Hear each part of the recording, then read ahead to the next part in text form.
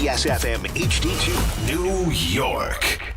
Don. Sit you stink. Hahn. How about your nuts? Can I get some? And Rosenberg. He wanted me to jump up and make the jokey so the people go laugh time. This isn't North Dakota. This is New York. This is Don, Hahn, and Rosenberg. The best threesome I've ever heard. On ESPN New York and streaming live on YouTube. 3:01 in the big city. Don, Hahn, and Rosenberg here on a Wednesday, getting closer and closer to the NBA Finals. And again, guys, you can look at last night as another break for the Knicks. Because if the Spurs had won last night in Oklahoma City, then in all likelihood, the Spurs would be the favorite at home to wrap it up in 6. But now with the home court being upheld, you figure the Spurs are going to come back, win at home Game 6, and force a Game 7. Now, that doesn't necessarily end up being fact, but right, the better odds. If the Spurs had won last night, the talk would be, they could wrap this up tomorrow. But now the feeling has to be this is likely going to go 7, and we'll see who ends up winning. Well, and I think most people are now just going, let's be honest, every other day now, especially for Knicks fans because everyone's ready to get to the finals, whoever won yesterday, we were going to go to, all right, so I guess that's who we're playing. The truth is we don't know. They still got to play 2 more. Injuries are becoming a factor. Fatigue's becoming a factor. Yes, of course, I lean towards the team that's up 3-2 win because statistics will tell you they're going to win. Majority of the time, you win Game 5 in a 2-2, you win the series. But at the same time, we just saw what happened in the wackiness of the Cleveland-Detroit. So you just don't know what's going to happen over these next 2. But we're desperate to get to it, so I understand. People want an answer. They want to know, who am I dealing with next week? And the thing is that we had this conversation when it was Detroit and Cleveland, is that, and I thought it at the time, and I ended up being wrong. It's like all the reasons you want Cleveland is why they're not going to beat the Pistons. But the Knicks get every break, and the Cavs come out. Like watching last night is every reason I think you want the Spurs over the Thunder. Why is that? Because I think the Knicks can handle Wemby the way the Thunder did last night. And you saw Wemby get frustrated, didn't talk to the media after the game, which is wrong. I'm sorry. You're in the conference final. You're almost the face of the NBA at this point, right? Yeah. Come on. So that tells me there's an air of frustration that you can get under his skin. And I'll say it again, and maybe I'll be wrong, is that so all the reasons you kind of want that is probably why the Spurs aren't going to win the next 2 games and win the series. So I'm rooting for the Spurs because I don't want that experience of the Thunder because they'd been there, done that. I want the inexperience of the Spurs. And I think you saw that last night. That's a big Game 5. You just said that the winner of a Game 5 and 2-2 usually wins the series. Yep. And I think there's a reason why the Thunder won that game. Not just the fact that they're home, but they understand the importance of that. And I think the better team won, and that's why I think the Spurs are not going to be the Knicks' opponent. Yeah, well, 29 fouls called and 38 free throw attempts. That's the problem I would have with a series with the Thunder is the inconsistency from officiating crew to officiating crew. Like, you'd want the same crew for every game when you get this deep into the playoffs because it establishes already this is how we're calling it. But game to game, it changes. And so last night, because 2 nights ago, a lot of the histrionics, they were saying, no, we're not giving you that. Right? We're not going to give you these little flails and these little flops and all that stuff. And so you had to play straight, and when you did, the Spurs were able to play physical, which is what they need to do, physical defense. They couldn't do that in this game, and that was evident. And once that was set, they had some guys in foul trouble. They already, to me, that and the fact that Wembanyama coming off a great game in Game 4. And that's what he's done here. He's had a good game, then a bad game, then a good game. But he's got to play through some contact that he didn't seem like he either had the energy to do or just had the want to do. I don't know. He did get 12 free throws, so he got to the line. But it wasn't his best performance. And Shai Gilgeous-Alexander, guys, had 32 points. He only made 7 field goals. Mm-hmm. I mean, he was 16 for 17 from the free throw line. Now, were a lot of those real fouls? Yeah, they were. I watched the game. They were real fouls. But that's maddening. So that's what's frustrating about playing the Thunder is how are you calling the game tonight? And then we'll know. And it benefits the Thunder when they're getting the whistle because they really do benefit. They know how to draw fouls. They're a crafty team. So we'll see in Game 6 how that's called, because that could decide if there's a Game 7. And then when the finals begin, if you're a Knicks fan, that's what you're watching, how they calling it. That'll be the most frustrating part of playing against a team like the Thunder. But they have injuries, Don. They've got their depth is being tested. It is, and they got plenty of it, but it's being tested. They do, but their bench guys had a good. Their bench guys were terrible in Game 4 and were really good in Game 5. They're supporting cast guys. They put McCain in the starting lineup. He had a really good game. Caruso was back. He had a good game. That's also the part of this too, is the attrition, the wearing down. The Spurs are starting to look like they're running out of gas. The Thunder are reaching to some depth that they have to utilize. And they also decided to play really big. They had Chet and Hartenstein play together. That's a big front line, man. Big front line that's hard to deal with. But SGA is going to be a problem with the fouls and the flopping. Oh, my God. I can't wait to hear. You thought Embiid was maddening. Yeah, but how do you look at it, guys, when you see somebody like SGA or even like any player that can do – LeBron's been known to do that. We always had this conversation on the K Show. Like, remember when Jeter, I think it was against the Rays, almost got hit and he pretended he got hit? Mm-hmm. And everybody's like, Jeter's a winner. That's what winners do. But then when A-Rod tried to knock the ball played so bad. Out of Bronson Arroyo's hand, remember? It was like, that. Oh, A-Rod's such a cheat. Yeah. Oh, yeah, he cheapened the game. I was like, dude, so it can go either way, right? Like when you look at SGA, do you say, boy, that guy he gets it. He knows how to draw fouls. He made it a talent. Or do you feel that's disrespectful? That's not the way you should play the game. Because it really – let's be honest, right? It's if there was player a to Nick player. that was that good at doing it, you'd be like, oh, listen, good credit to him. But SGA's getting fouls in the finals, and people would be like, oh, this is a joke. Yeah. It's already, if you follow NBA Twitter, there's a lot of accounts that are now posting, like it's every game now. They'll post a whole bunch of highlight film of Shea flopping. And then it becomes everyone on OKC flopping and how they get cheap calls. Right? And so, again, is it gamesmanship? Is it understanding the rules and how to use them to your advantage and not apologize? Or, as you said, or do people look at it and say, I don't respect it, it's unethical hoops? Yeah, that's the phrase everybody uses now, unethical hoops. That's the new word? That's the word, yeah. Well, Wemby used the ethical hoops line a while back, talking about his team versus some others. He was side-eyeing the Thunder when he said this. So the unethical hoops is now the line that people use to describe the Thunder. I can't. With the ethical and unethical, it's ridiculous. This is today's social media. You use the rules the way the rules are done for you. I've seen people, they didn't use the word unethical, but the implication I've gotten for years from Ranger fans and from Cavs fans is about Sidney Crosby, and it's the same kind of thing. I remember. Good point. He's a good example. I don't know if it's urban legend or not. I want it so desperately to be true. What's that? That there was a guy, first time, I have to think about what year it was. First time that the Rangers played the Penguins in the postseason with Sidney Crosby. Because Sid had that reputation. He's grown out of it because he's older now. But he'd always, when I would call a game, David's like, look at Sid. He's talking to the official. He's going to get a call. And then 5 minutes later, the Penguins would get a call. Like, he was always good with that. Always go talk to the officials, which I think is smart. I think whatever's going to get you the advantage.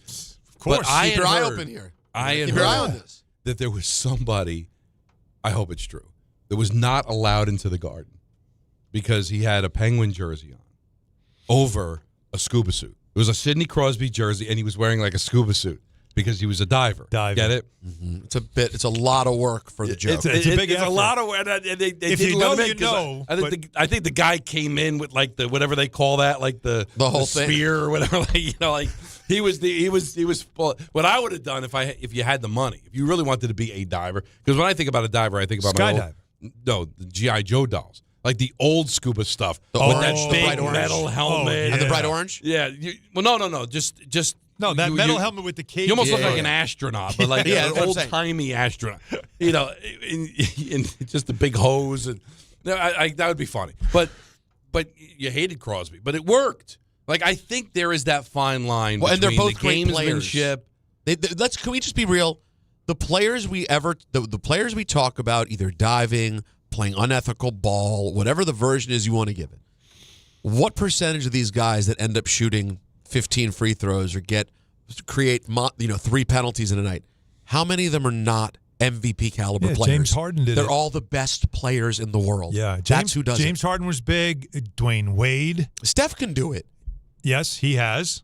He has too. But it's like it has become a thing in the sport, really beyond. Again, LeBron had his period where he did, and then he got away from it because he realized everybody was calling him out for it, and he didn't want to do it anymore. So but see, this is how it happened, and I do think it started a bit with LeBron because Wade would get a lot of calls because Wade would play through contact hard and fall hard. Allen Iverson, same thing. Yeah. He'd fall hard, and so you just were caught up with, oh my God, he must have gotten clobbered. And then LeBron, being 6'9", 250, would just have layups, and his arms would be carved up from everybody just slapping down, no call. He'd never get an N1. And so people were like, yeah, he's not getting calls. He has to sell the call. So LeBron would start selling the call. And then he became what everybody wanted to call him, LaFlop. Oh, yeah, LaFlop James. Didn't really exactly. work. But he got away from it because he didn't like it. But it's like the great example is Karl Anthony Towns I've talked to him about this all the time. How many times he gets hit on drives. And I say to him, you're too big. Because the same drive by another player is a foul, but on you it's not because you're 7 feet and 280. It doesn't look like you're getting clobbered. By the way, Gretzky didn't draw a ton of penalties. Oh, yes, he did. Right? I mean, he in front of the net. That's what I'm saying. He was tiny, relative. Yeah. And he wasn't getting pushed around and getting all the. Remember, he was. Two can play at that game. Billy Smith. Oh yeah. Oh, of course. Billy Smith was tired of him getting penalties in front of the net because Smitty would chop him in the ankles. So one time, I think Gretzky went for a rebound, and Billy Smith threw himself back as if he got shot, and drew a penalty, and that was the famous quote after that game. Yeah, one of the great things is now that to put the diving calls in, so there could be consequences. I wish the NHL would actually take the original penalty away when you dove. Not just even. It's like that's the go ahead, try to dive if you want. If I catch you, then you know what? Now you got to kill a penalty. I wish the NBA would say, all right, it's a foul, but you flopped, so it's offsetting fouls, no free throws. It is an interesting. And now you get a foul because you flopped, knock it off. If that rule came into play, it would change the game again. Well, and again, you're not changing the actual game. I'm not giving you free throws. You'll keep the ball, but you get a foul for diving. He gets a foul for fouling you, and let's keep it moving. But if you are so good at it that you can fool the officials, you want to get on the officials, go ahead. They screwed up. But I don't think getting on the player for doing whatever he can to try to win a game. You can't. To me, listen, it's a culture of winning. It's trying to win. Mm-hmm. The other topic of conversation today is Becky Hammon. Now, everybody remembers a couple of years ago, she said that you can't win a championship when your best player is small. Yeah. And which Brunson is. And again, she's coaching in the WNBA now. Yeah, she said this on ESPN when she was an analyst on ESPN. And that's what you do. I mean, that's what we get paid to do. I've always talked about if you're going to have an opinion and you want to win, pick something that you've got the odds of winning, right? Oh, the Jets are never going to win a Super Bowl. I think I'm in good shape there, right? Yeah. Like I always killed Colin Cowherd. God love him. I think he's a singular talent. I do, as a talk show host. But going back to his ESPN days, he'd always say, "Oh, Knicks are never going to win with Carmelo." Let's see. Melo never won. The Knicks haven't won since '73. Oh, that's a huge limb you're on, right? But that's the cheat code in sports radio. Right. Find a subject where odds are you're probably going to be right. And I think, for the most part, she's right. And then when she was pushed on it about Curry, he's like, well, Curry's one of the great scorers in the history of the sport or whatever. But I know how Knicks fans feel about it, but I just would love to hear what you guys think about it. I guess they caught up with her now that the Knicks are in the finals about, what do you say now? And she said, I said what I said. If he proves me wrong, he proves me wrong. If he dies, I love that. I honestly, I love that. Here it is specific. You don't know what to hear from me. I speak from experience, and I never, Allen Iverson got MVP, and he lost in the finals, and I think the two best teams are probably in the West. But I'm up for being proven wrong. And that's the other thing is I think Jalen Brunson's a hell of a player, I'm speaking historically on the NBA. with what I said. I don't know why that's being brought, like why everybody's so stuck on that. I said it 2 years ago. I stand by I'm it. letting you clear the air. There's no air to be cleared. I said what I said. He proves me wrong. He proves me wrong. I mean, good for him. But I do think the two best teams are in the West. We know who you like, right? Oh, well, you know who I'm cheering for. Well, and hold on, and that's the origin of the whole thing, though. Why are we like getting past that? But Wasn't Becky Hammon an assistant in San Antonio? Well, yeah, and wasn't he on Dallas? Yeah. And now, like, so this is like. Well, but honestly, I'm not saying she doesn't mean it, but I'm saying there's a little bit of but she has an opinion. I mean, well, here as a talk show host, I love what Becky did. Sure, because I can't stand it's my little thing that just drives me crazy. Is that it's my one big turnoff? If you want to go back to the old, centerfolds at Playboy, big Don LaGreca turnoff, as I'm posed there, is having to apologize for being wrong, having an opinion. Like, why would Becky Hammon ever have to apologize to Brunson? She was wrong. She had an opinion, and it was wrong. I have to apologize to the guy. Like that. The questions to Becky during that little interview almost had that air of, well, you're going to apologize to Brunson if he wins the championship? No, he proved me wrong. Like, that's all you have to do. Yeah. There's no apologies. We always hear that from callers. Oh, you're going to apologize for saying that the Mets weren't going to win this game or the Giants weren't going to do that. No, I don't apologize. I have an opinion. I am wrong. That's how I get punished. I'm wrong. She said something publicly. The whole world knows it. And if she's wrong, that she has to own it. And it sounds like she's going to own it. There's no apologizing. Brunson shouldn't have been offended by it. She had an opinion. We all have opinions, and we wear them when we're wrong. We don't have to apologize for it. Fans take everything like a personal attack. Everything is personal. If you have any type of criticism or if you take the opposite side, if you disagree or don't think a team can win or all that stuff, it's personal. And that's been going on since Al Gore invented the internet. God bless. It's been happening forever. That is just how life works. What I like is what you just said. I agree. That Becky stood on business. Well, I said what I said. And if he does, all right, I'm wrong. But that's what I feel. And it's not. And what she's trying to say is, I don't know why it's a big deal. It's not like I said he's a bad guy. Right? Like, that's the problem, is everyone takes any type of criticism or any type of disbelief in something as a personal attack. Oh, you just don't like him. Well, that's the thing. Everybody believes that every opinion is attached to an agenda. Yes. If Michael Kay predicts the Yankees to win the World Series, because he works for Yes and they call Yankee, of course. No, he can actually have an opinion. And I worked with the guy for 22 years. I know there were times he didn't pick the Yankees. But anytime he picks if Allen picks the Knicks, of course he picked that. He works for MSG. Give me a break. Come on. Yeah, right. Like, we all know the years in the past what I've said. I don't think they're winning, right? But nobody remembers that. So everybody thinks that there's the reason Peter said that is because he hates this guy. Yeah. They always try to find some kind of history. Mm-hmm. No, so we get paid to have an opinion, and my opinions come from how I feel about that situation, not because I'm a fan of this or I work wherever. I mean, that's just the way it goes. But hey, and she'll get jumped. Believe me, she's getting jumped now. Right. And of course, social media is a cesspool. It's a pit. So I'm just looking at the comments. Don't. No. Dude, don't. She'll own it. Yeah. She's not scared of you. What's funny is she was a small point guard. Mm-hmm. And had great success. But isn't that amazing, though? And she is what she says can't work in the NBA. She was that in the WNBA and had great success. But I just, look, it's the easiest thing to say.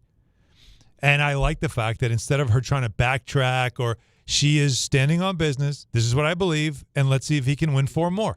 Can his team win 4 more? Now, one quick thing to add. Go ahead. Is what she said at the time was when Jalen Brunson was pretty much 38-40% of their offense. Where he was, if he didn't have 25 to 35 or 40 points in a playoff game, they probably weren't winning. He was everything. He dominated the team offense. I was thinking this exact same thing. That's what Allen Iverson was. Allen Iverson was the entire offense, right?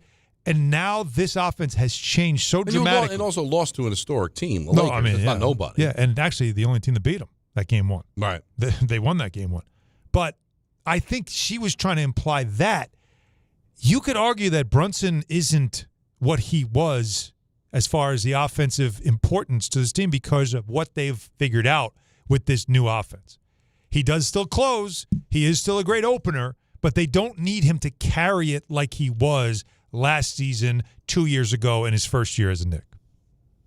Yeah, I think that her point, when she made it, coming off of Dallas, into him being, he has to shoot 30 shots a game for them to win. I understand why you'd say, yeah, that version, it's never winning a championship. That's not how this team is winning. So, frankly, I said that last week. If they had to win a lot of games the way they won a few games ago when they relied on old Jalen Brunson in the second half, I don't think they're winning a title. Look at the numbers for Jamal Murray when the Denver Nuggets won the championship.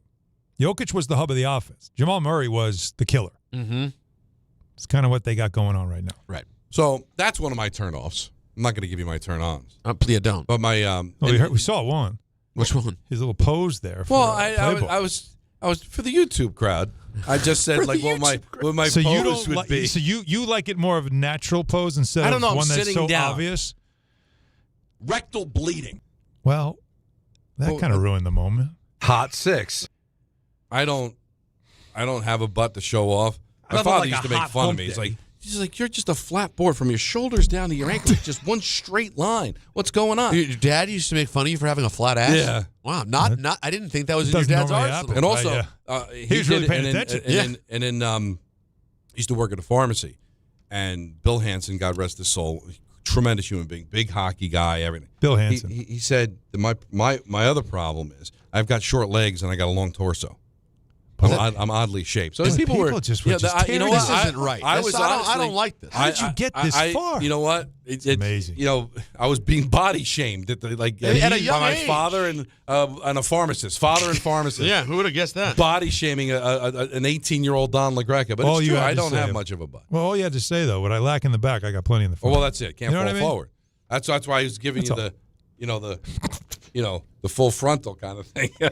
There's so much that was said in the last couple of minutes, and I wish most of it. I wish it was more isolated. But it was ENN. We could maybe isolate we'll bring this it during back. ENN. We'll bring it back. A lot was said. That's why the beginning of ENN is so much fun. I've got another turnoff, and I'm going to tell you that when we come back. Plus, plenty of calls on the Knicks. I'm going to hammer the Mets. Get ready for the rant crowd. I can't wait for this. Going to hammer the Mets. We've got so much to get into. Monica McNutt's going to join us at 4:30. She usually joins us at 4, but she's got a lot going on, you can imagine. So somewhere else, and we'll let you know, I've got a list. So we're going to have that. I think we're probably going to do it before Monica. And we got ENN at 6, and then those crazy kooky Mets at 6:30. It's Don, Hahn, and Rosenberg just getting started on a Wednesday on ESPN New York. The Garden waited. I think of the fans. They are just the best fans and the most loyal, and they've been through so much. New York waited. The 27-year wait is over. They will play for the Larry O'Brien Trophy. The finals are here. They haven't just been good. They haven't just been dominant. The Knicks have been completely unstoppable. This is your home for the Eastern Conference champion New York Knicks and the NBA Finals. This is ESPN New York. The 2026 U.S. Open Tennis Championships are back, where the world's greatest city meets the world's greatest tennis players. Fan Week begins August 23rd. Experience the Mixed Doubles Championship on the 25th and 26th. And the U.S. Open Singles Championship starts Sunday, August 30th. All tickets on sale tomorrow at usopen.org. The U.S. Open. Spectacular awaits. Wait! Before you change the station, listen to this.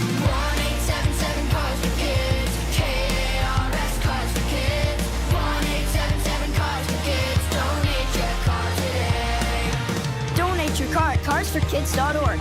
That's cars with a K. Pickup is quick and easy. You'll also get a vacation voucher and a tax deduction. 1-877-CARS-FOR-KIDS. Donate your car today.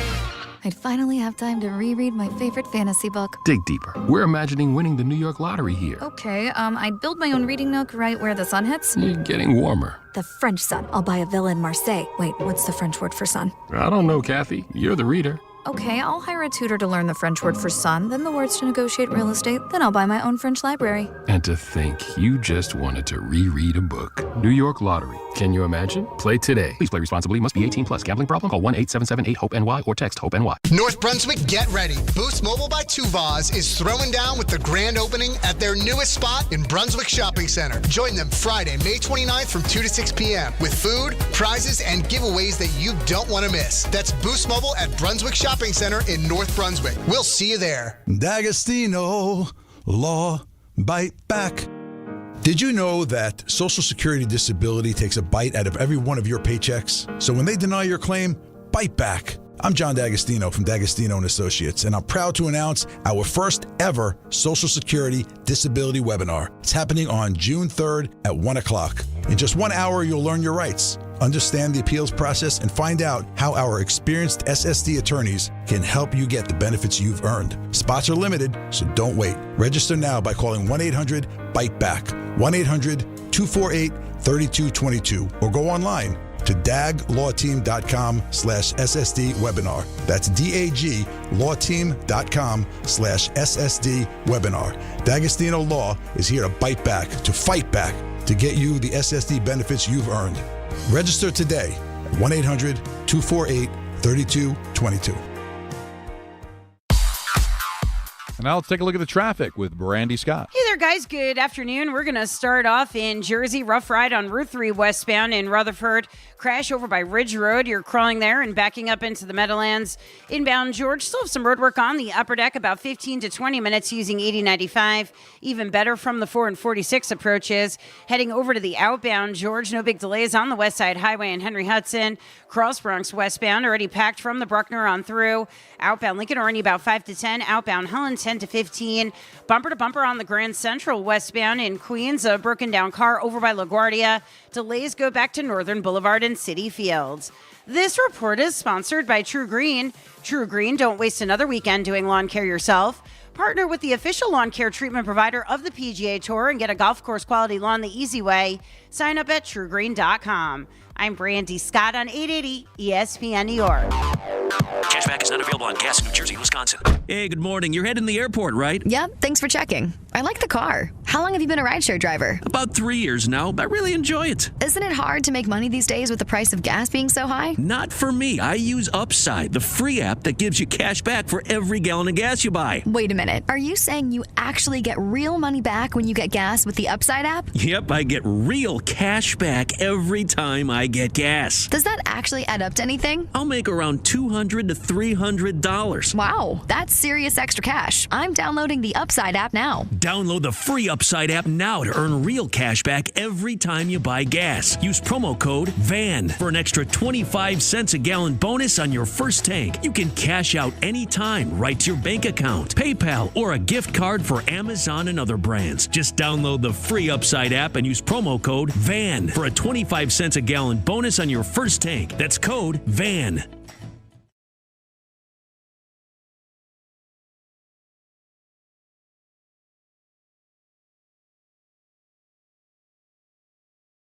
So another bugaboo that I have is politicians getting into sports when they don't have a leg to stand on. And I'm not being political here.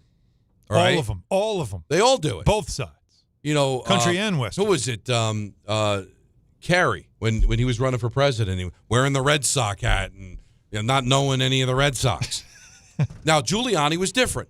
He was a Yankee fan. He was clearly a Yankee fan, and he knew the Yankees and all that. So the big story is, it sounds like Trump is going to go to either games 3 or 4 because he's still a Knicks fan.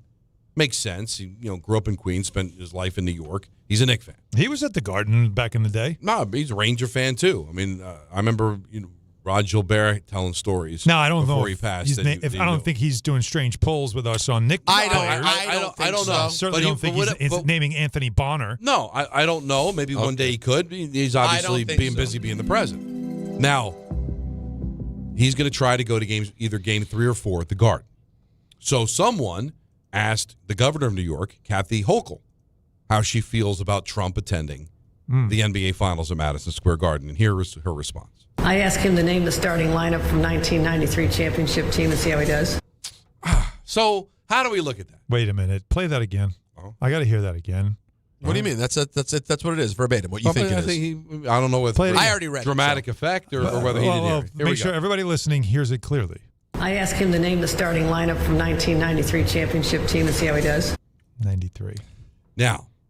Yeah, that's not a good memory. She's old enough to remember 73. She is. Is she? So How old is she? Hochul? Yeah. 60? Can we just double check? That's a barely remember. Again, you don't want to insult women and get Remember, it wrong. that's 67 years old. So insult she, her. No, I compliment her. If it was a day. Now, is it now? Here's the question: did she just guess, was given the wrong information, or did she mean to say 73 and said 93? Now, it if could she be a said slip. 90, It could be, because if she said 94, then that could just be a little bit of misinformation because they almost won. They lost in game 7. She meant championship team. That's why she said Literally said Right. championship team. So and then it's 93. Well, we would have loved that. And not 73. So is But by the way, I can actually see in her brain how she goes, no way it was 73. so it couldn't have been is it that long possible ago. she meant 73 and said 93? I because of the level of confidence in which she said it and the year in which she said the 3. You think it was just one of those slips? I think it's like when we do reads and we say the wrong word. I meant to say McLean and I said McNeil the other day. You did. We talk and about and I didn't know I did it. So it's possible. we talk about 73 all the time. I don't think she talks about it that often. So I think she had it. I think she had it. She went, oh, really? He wants to get cute? I bet he doesn't remember the 93, and she just botched it. That's my And she feeling. botched it because now you're, hey, what does he know about the Knicks? And by the way, why you got were they that asking? wrong. Just real quick, as governor of, she's governor of New York. Yeah. Sorry, I was confused with Mikey Sherrill. So she's governor of New York. So I get it. Yeah. Yeah. Mikey Sherrill's trying to get the Nets to move back to New Jersey. Is she really? Oh, yeah. Legitimately? Yeah, I'm not kidding. By the way, God bless. It's not going to happen. Donald of gets course. season. By the way, they should. I've been saying that. She Why was should born they? in Buffalo. I think they'd get more love there. You think so? Oh, I am I get hammered by Brooklyn Net fans for this. Can they play at the Rock? Is that like Why not? Yeah, they got basketball there. Seton Hall It's still a plays there. newish building. I mean, Seton Hall plays there. Oh, that's true. Yeah, So okay, you can do basketball there. Because I think what works for the Devils, and it hurts because a lot of the New York, like the Daily News and the Post, they don't even spend the acknowledge money them as a local anymore. team. Yeah. Well, they barely cover the Islanders too. But they can own New Jersey. And I'm telling you, there's not that big of a difference. I mean, you're in Brooklyn, but you're in Knicks territory. At least if you're in New Jersey, it's like you're in a different state, and you can kind of have and that's where your fans are anyway, right? I mean, a generation of fans came from New Jersey. I'm sure a lot of them actually go to Brooklyn to see it. It's a difficult trek, but it's not impossible. Yeah, I don't know the demographics anymore, their fan base. I don't think it's affected their winning going to Brooklyn. No. I mean, that building. But what do you do with that building? well, they have a champion that plays there. It'll be the Liberty. That's correct. Yeah. So No, they're only 20 games a year or whatever, but then they have a ton of events To there. be a concert venue. I wonder if the Liberty keep being good, over time, with how bad the Nets are and how good the Liberty are, it may be a net win. No pun intended. And that's the only net win you get. Because it really worked. The Devils going to Newark was a godsend for them because they can draw now because it's easier to get to. Now, if you're going to counter what she said, which was, we're going to say she probably slipped. But if you're the White House, how are you not responding right away with just name dropping a bunch of guys off the 93 team and saying, but really, I'm all about Bradley DeBusschere, Clyde. Here's Reed. where I falter. Here's where that's what you do. Now, if she legitimately thought they won a championship in 93, then that's just a bad job out of her. That is a what bad are you job. even dancing with that if you don't know? That's my problem is that if you're not a sports fan, so what? You shouldn't be rooting. You shouldn't be voting for somebody based on who they root for, right? You should go deeper than that. But I know you're some supposed people to do. show some type of civic I know, pride. but you know what? But then own it, man. Dudes, do the work. And if you're gonna go after Trump, I wonder if he's that big of a Knicks fan, don't screw it up. Now you screwed it up. Now you look bad. Yeah. But you look way worse than him. He didn't say anything. You do look worse. But I have a question. Is she? Why were they even asking her? Is she going? Well, she's the governor of New York. So someone's just asking. You know why they asked? Right. They asked to get a reaction. To get this. Absolutely. I mean, ultimately, I'm sure she's not even attempting to go. Not about going. The question was, what are your thoughts on Trump saying he's a lifelong New York Knicks fan? That was the question. Oh, so they were just trolling. So they were just they were fishing, and she jumped in. That's it. Right. The bigger issue to discuss here, though, is if Trump is to go to the Knicks game, the nightmare that it will be. Oh, getting in the building? Oh, my God. You think? That is, dude. Ask any Yankee It is the fan. finals at Madison Square Garden in the middle of Manhattan, potentially when he goes during World Cup. A lot of things going on. Hey, and now we're going to bring. Ask any Yankee fan what it was like to get into Game 3 of the World Series. Yankees Diamondbacks when Bush was throwing out the first pitch. Well, that was different. It's during 9/11, but you're talking about a building that holds 50,000 people. Mm-hmm. You're coming into the city, right? Into a building that holds 18,000. Over a train station. It is going to be unreal. And also, here's my prediction. I'm not going to get overly political here. My prediction is he will not go. And I think of all the different venues that he could show up to in New York to receive a friendly reaction. I don't think the optic is going to be worth the juice will not be worth the squeeze. He would get booed more at a Knicks game than, say, a Yankee game to start out with. Then you're going to have people have to get there an extra 2 hours early to get in for the tickets they spent $10,000 on. Then you think about the NBA crowd versus the NFL or Major League Baseball crowd. Think the juice isn't worth the squeeze. I don't think the crowd part is in the equation, but the other stuff probably could be. The logistics of it, and that might be something that Adam Silver talks about. Just how this this would be a lot for that venue to handle. Because again, you got to go beyond. It's a lot. And also the detail in NYPD. Think about this. It's not just the arena. Like a Super Bowl. Him going to a Super Bowl, okay, it's a 80,000 seat stadium, probably in the middle of nowhere. This is in the middle of Manhattan, above one of the busiest train stations in the country. It's There's a lot. So you got to not only watch what's going on in the arena, what's going on underneath is also something you got to watch. Well, you're too. also closing off, how many square blocks around the Garden. I doubt he's going to go through the Lincoln Tunnel. He'll probably fly in a helicopter or whatever. But wherever that usually what happens, wherever that is, you don't think he's going through the Lincoln? What about take the train of himself? No, hop on the Amtrak path train, jump right to a path train from New Jersey. I don't think it happens. Remember this prediction. I don't think it happens. I think it's a lot of chatter. Helicopter but on the roof. I think it not happening is for the reason you just said. I think it is too. Not because he doesn't want to go. It just be like the logistics. Plus, I'll let you know the day of whether 3 or 4. No, you can't do that. But listen, if you were to bet, Peter. Well, here's the thing. What would you do? I don't know if I could bet on this, but I'll tell you where I have been betting and making a lot of money these days. A lot of money. It's FanDuel, and they're giving you better payouts on same-game parlays all NBA playoffs long, with more ways to build and more value every time you play. You can stack your picks your way for every game, every matchup, and every moment. From spreads to player points to threes and more, build it all into one same-game parlay and go for bigger payouts. So if you're betting same-game parlays this NBA postseason, bet them on FanDuel. More options, better payouts, all NBA playoffs long. Head to FanDuel.com/local to get started. FanDuel, an official partner of the NBA. Play your game 21 plus and physically present in New York. For help with a gambling problem, call 877-8-HOPE-NY or text HOPE-NY at 467-369. All right, phones blowing up, 1-800-919-3776. We started off with Andrew in New Jersey. You're on Don, Hahn, and Rosenberg. What's up, man? Hey, good afternoon, guys. I'm just calling in about the whole Shea situation. I'm 24, and me and my friends find it absolutely disgusting to watch it the way he plays basketball. Flopping, the foul baiting, it's just too much. It's not enjoyable to watch. I know Alan before was talking about NBA Twitter. It's not just NBA Twitter. All the sports Twitter, you go under a post from Adam Schefter, anyone, and there will be a comment there saying Shea's probably shooting free throws right now. It's ridiculous, and it's ruining the game of basketball. Well, that's strong. Ruining is strong, but he is a product, though, of the direction of the league. But I can understand you being upset with it, but aren't you misdirecting where you're upset? Like, shouldn't you just be killing the officials for falling for it rather than killing them for trying? Can I defend the officials? It's tough. With the guys who are really good at it, when you create contact well, it's just very hard. You know what I mean? Like, there are certain things. Peter, think of it this way. You're calling a fight. And the guy who is throwing most of the punches.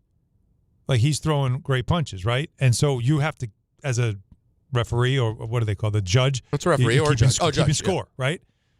But he's so fast that you can't tell if he's making contact or not. So he's getting credit for punches, and then when you're watching replays, you're like, that didn't even land. Right. Right? But he's getting credit for being the effective aggressor. But you're and he's watching throwing in punches. real time, and you're just like, all right. That's true. But don't You know you, what I mean? self-scout? I mean, don't you go back and watch the games you officiate and say, boy, he well, that's why I said he got me that time. He's not going to get me again. You're right, Don, and that's why again Scott Foster's doing Game 6, and Scott Foster in Game 4 was not falling for it. He was not given those fouls. That crew was not. Anytime the head went back, it's like, all right, well, I'm not. Can I ask you guys a question? So that is a true thing from referee to referee. Can I ask you a question though? You don't think I'm talking to you, Alan, more than Don, who hasn't played as much basketball, ethical or unethical hoops. You don't think there's a certain art form? He hits 1-3 in a celebrity game. Well, no, but you didn't play a lot of pickup as a kid, right? I'm offended for him. No, don't be offended. Did you play in basketball? I had a hoop on my garage. But did you play in leagues as a kid? Yeah. You played in basketball? I played CYO basketball. Okay. I traveled. I didn't. I've never. By the way, I focused on baseball in high school. As God is my witness, you're and not supposed to travel. And the listeners will agree. And the listeners will agree. Never heard that. Never knew that's right now. So, anyways, maybe you'll appreciate this too. You don't think there's art? You don't think there's like, you know that feeling when you get someone to go up, and the second they go up, you're like, and one, and you just let them hit you, chuck it up. There's an art to that. Like, that is part of what the game is. Right, yeah, no, you get someone to jump. That's different than, oh my God, I got shot like soccer. But it's not. Yeah, he does though. He does some. In this series, that's not how he gets to 20 free throws a game. It's not all from the flailing. But he shoots, like, that's the problem is, and that's what these videos that are coming out. It's not necessarily the obvious fouls that he does get fouled. It's the ones that, like, I think the problem is this. I'm going to look up a compilation as you're talking. No, they're on social media. I'm going to look. He'll shoot a jumper and kick his legs out as if he's getting hit. Now that I hate. He'll shoot it. He'll shoot things. He'll run right into you and just throw a ball up, like looking like, oh, you fouled me. It's like, you just dribbled right into me. No, dude. right. And I have position. See, that's what they mean by ethical hoops. It's the way they're drawing fouls is literally head down, driving right into you, and you're going like, what are you doing? And then you just pretend you're shooting a shot, and they blow the whistle. It's flopping when you're fighting over a screen because, as we know in the playoffs, clutch and grab happens in the postseason. But because you act like it's not just this he's mugging me right now, you get the whistle. I think that's the part that frustrates fans. Not the typical foul. It's the other stuff. Yeah, I'm watching just a compilation from a couple of days ago that one. In OKC. Game 4. It's last night. This is game 2 I'm looking at. It's rough. Oh, game 2. That's right. It's rough. Last night was egregious, especially because I tried to defend Shea, and then I had a whole conversation even with my friend. Like, every player in the NBA flops to some sort of degree. Yeah. It's whether the refs allow it, what they call, and what they don't call. But on jump shots, every time you land, you fall down. Like, he's on the that's floor what I'm not liking. constant. I'm watching them now. The amount of jump shots where no one's there and he falls. There's drawing a foul and then there's flopping. The only player I could probably argue that probably has the worst whistle, and I get frustrated that he doesn't get more foul calls, is Karl Anthony Towns. Yeah. Like, he drops to the rim, he's getting they hit the mobbed crap out every of him. time. Yeah, he's probably like one of the only guys. But you know what? And he sort of suffers from the opposite thing. He's big, as Alan pointed out, which is part of it. He also hits the deck so much as a big man that at a certain point, refs are like, all right, you're always on the ground, buddy. We're used to it. Because, like, Cat will go to the basket and hit the ground 35% of the time.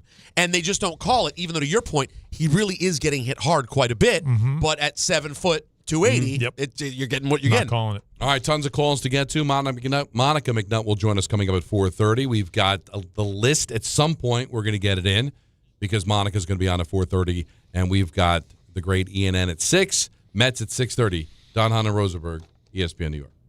The New York Knicks, the NBA Finals. Finally. And the New York Knicks are on their way to the NBA Finals. For the first time since 1999, the Knicks are Eastern Conference champions. This is your home for the Eastern Conference champion New York Knicks and the NBA Finals. This is ESPN New York. The New York City Department of Correction offers countless career opportunities, from specialized units to leadership roles that support public safety and change lives for the better. It starts with one step: registering for the New York City Correction Officer exam. Earn over $109,000 after just 5.5 years. Benefits on day one, job security, pension at any age after 22 years of service. Go to nyc.gov/joinDOC or search Join DOC. One career, many opportunities. Registration ends Friday. Take the test. The New York Knicks, the NBA Finals. You know who the face of the NBA is? Right here in New York. Brunson, baby. He's the face of New York. We deserve this. Bring them all on. Let's go, boys. I haven't even slept yet, so I don't even know if it's sunk in. They are locked in. They're healthy. They are rested, but they are the team that's going to be the underdog in the final. I love it. Go, New York. Go, New York. Go. NBA Finals Game 1 coverage begins Wednesday night at 7 on 880 and the ESPN New York app. From your neighborhood stop to the city and back, New Jersey Transit keeps your day moving. Reliable, convenient, and ready when you are. We're on this ride together. So keep aisles clear, use headphones, and be mindful of fellow riders. Small actions make a big difference, especially during travel times. New Jersey Transit. Ride together, ride better. Plan your trip at njtransit.com. Good Karma Brands is proud to be an equal opportunity employer, providing equal employment, development, and advancement opportunities to all teammates and applicants. To learn more about careers with us, please send an email to talentacquisition@goodkarmabrands.com. That's talentacquisition@goodkarmabrands.com. This is the Michael K. Show. How could you take any credit away from the Knicks? How? Other than the fact that you're looking for things to hate. The Knicks have beaten the teams that are in front of them. They can't request to play better teams. Maybe they've made the teams that they beat look bad because they're so good. How about that? They made them look like high school players because the Knicks have played at a level that we can't even comprehend. The Michael K. Show. Weekdays at 1 on ESPN New York and streaming live on YouTube. Progressive knows there's no one more important to your team than your pet. They're like your top draft pick. And it looks like Chuck has selected Pepper the Corgi. Bold pick there, Deborah. Yeah, Red Pepper has a high ceiling for sure, but he does have a tendency to bark at every tree. Yeah, he brings a lot to the table, but also takes a lot off of it, especially when it's been left near the edge. Nothing left to do now but suit him up for the dog park. Protect your top draft pick from injury and illness with Progressive Pet Insurance. Get a quote at Progressive.com. Progressive Casualty Insurance Company affiliates and third-party insurers. Not available in all states or situations. Covered subject to policy terms. Your summer starts now with Memorial Day deals at the Home Depot. It's time to fire up summer cookouts with the Next Grill 4-burner gas grill on special buy for only $199. And entertain all season with the Hampton Bay West Grove 7-piece outdoor dining set for only $499. This Memorial Day, get low prices guaranteed at the Home Depot. While supplies last, pricing valid May 14th through May 27th. U.S. only, exclusions apply. See homedepot.com/price match for details. This is a special notice to U.S. taxpayers owing $10,000 or more to the IRS. Tax Relief Advocates is urgently notifying taxpayers that tax relief initiatives are now available that may significantly reduce or eliminate what you owe. If you're afraid of an IRS lien, levy, or wage garnishment, don't lose hope. You can now take advantage of these current relief programs to end all collections, reduce the amount you owe, and resolve your tax problem. Even if you have years of unfiled tax returns or are already in a payment plan, you may still qualify for significant relief. Struggling taxpayers can now get relief they need during these hard economic times. A hotline has been established by Tax Relief Advocates for you to call and see what you qualify for. They are A+ rated with the BBB and have over 1,000 5-star reviews. Don't wait. Call 800-575-9087, 800-575-9087. That's 800-575-9087, or simply visit tra.com. For the first time since 1999, the Knicks are headed to the NBA Finals. The 27-year wait is over. They will play for the Larry O'Brien Trophy. 4 wins away from an NBA championship. This group got tighter and more accountable as the days got closer to June. thanks to all our New York Knicks partners this season, including New York Presbyterian, NYC Department of Corrections, Boost Mobile, and the Parisman Firm on ESPN New York.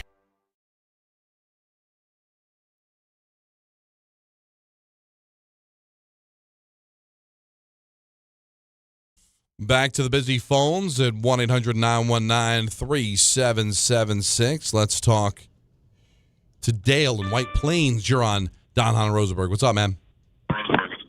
Hey, first time, long time. Shout out, you guys. Just wanted to chime in on the Knicks thing and the generational twist. You guys have talked about it a couple days. I'm 41. My dad is not doing so well health-wise, so this may be the last swing at a Knicks championship. So we're rooting hard, and the tie-in with the Nova Knicks is where I really need the advice.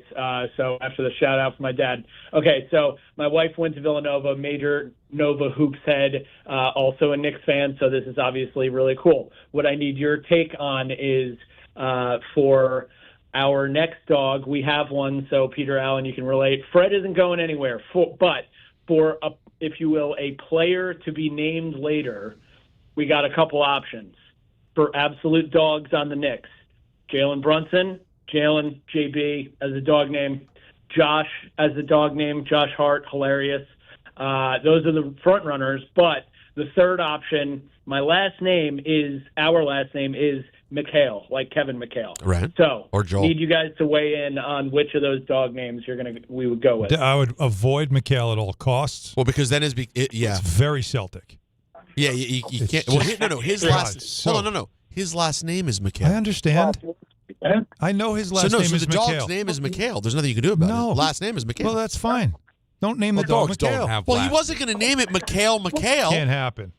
Is Alan insane? Happen, right? You were considering naming the dog your last name, or you're saying that's just going to be his last name? No, it was just more of a bit because he is, out of those three, my wife's favorite player too. But so she's kind of going for that. But it's got to be Josh as a human dog name. Our current dog is named Fred. So human dog. Just go Josh. But the whole thing threw me off. Like dogs don't have last names. Yeah, I don't have a last name. I didn't understand that part. Yeah. So I thought Alan was being insane. No, he said McHale. But he said his last name was McHale. So why would that be an option? Because he just we said named the dog. Our last name's McHale. So the third option, he said there's McHale because that's our last name. And then that's insane. I there's apologize. no chance to do that. It's way too Celtic. So yeah, well, and you'd be a psycho if someone came on and hey, this is our dog Rosenberg. It's just insane. That's actually kind of funny. I just thought of it. Hopefully, he's still listening. Rosie would be a good dog. I like the irony of calling the dog Cat. But K-A-T. Yeah, I love what you've done. So by the way, Carl, or it's Carl. We call him Cat. Yeah, but you know what's right. But you know what's funny though? Having to explain that in 10 years. Yeah, it'd be great. Hey, it's our dog. What's the dog's name? Cat. Why? Because of this guy who won a championship with the Knicks back in the day. But if this goes right, Alan, there's this guy. He's part of New York lore forever, baby. Cat with a K. No one's forgetting Cat. Cat with a K because he's special. But I'm serious. You have to remember that part. If they win, you're never going to have to remind anyone. I said that on the air one time in MSG. Yeah, were you proud or no? Yeah. Said it and realized said it and forget it. As you go to break too, so for the next 2.5 minutes, people are like, "Get this guy off the air." No, but you know what I'm saying? You have to really process it. I don't think Alan's taking it all in yet. If they win, there's no such thing as reminding people about Cat. I just think, they may not get it right away, but do you know how many names I've had to hear people like Spike and God bless him, Richard, talk about in Knicks lore? Hear me out on this. You know how many people? Hawthorne Wingo? You know how many of those people will be surpassed by Cat if they win a title? How many? We only talk about Brunson. So if Cat is going to surpass tons of legendary Knicks too. But if you name the dog, if they win the championship and you name the dog Cat, people look like Cat. Oh, I'm a Knicks fan. That's all you'd have to say. Yeah, that's it. That's all you'd have to say. Okay, that's that it. Makes sense. Okay. Yeah, Cat. So I think that's my vote. I think you win. See if he calls back to see if that's something he'll take. I wish I thought of it when he was on the air. What a brilliant thing to do, too, because those who don't get it, they'll think you're crazy, and that's even fun. Right. It's even better. Well, I will tell you it's confusing teaching Maya that the dog's name is Bear. Yeah. We're having some issues with Listen, that. I just had to answer Marco this morning. Why don't dogs and cats marry? Oh. I mean, It's a good question. And I say, well, because they just Why not? don't. Well, why? But wait a minute. Why don't you get your shoes on? We were late for school. Why don't you just tell them they could? They just choose not to. I mean, who's going to pay for it? That's probably Let's go to Spike and St. Pete. You're on ESPN New York. It's not going to be me. Mr. Orange and Cisco want to get married. That's on their dime. Go ahead, Spike. What do you got?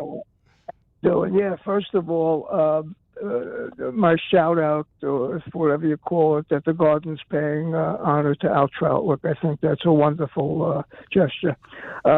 I told you yesterday, Alan, I hate to keep coming on. I love talking to you guys and talking about officials. I saw Tony Brothers, and I said 50-plus free throws, 70. Yeah.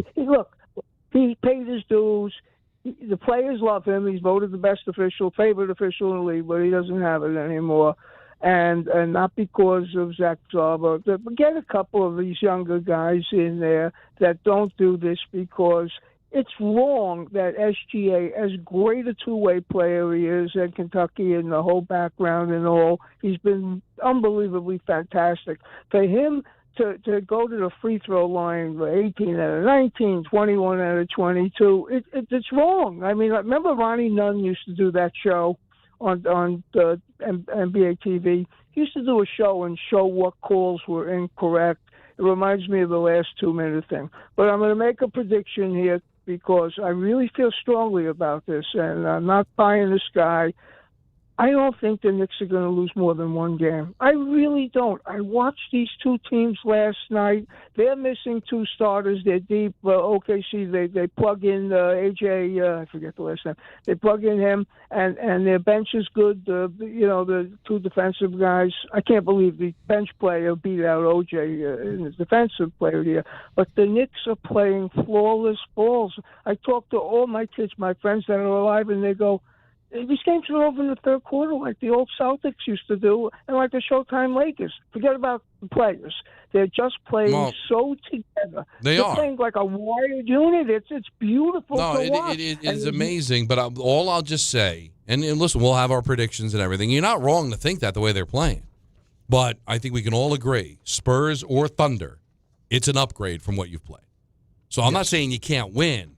But don't think what you saw these last 11 straight games is necessarily going to apply to the next possible 7, because the Spurs and the Thunder, and you don't have to win by 30. That's the beauty of it. Well, that's what you've created for yourself. What you've also done is something that is also unprecedented, which is what is supposed to be a grueling 2-month 16-win run.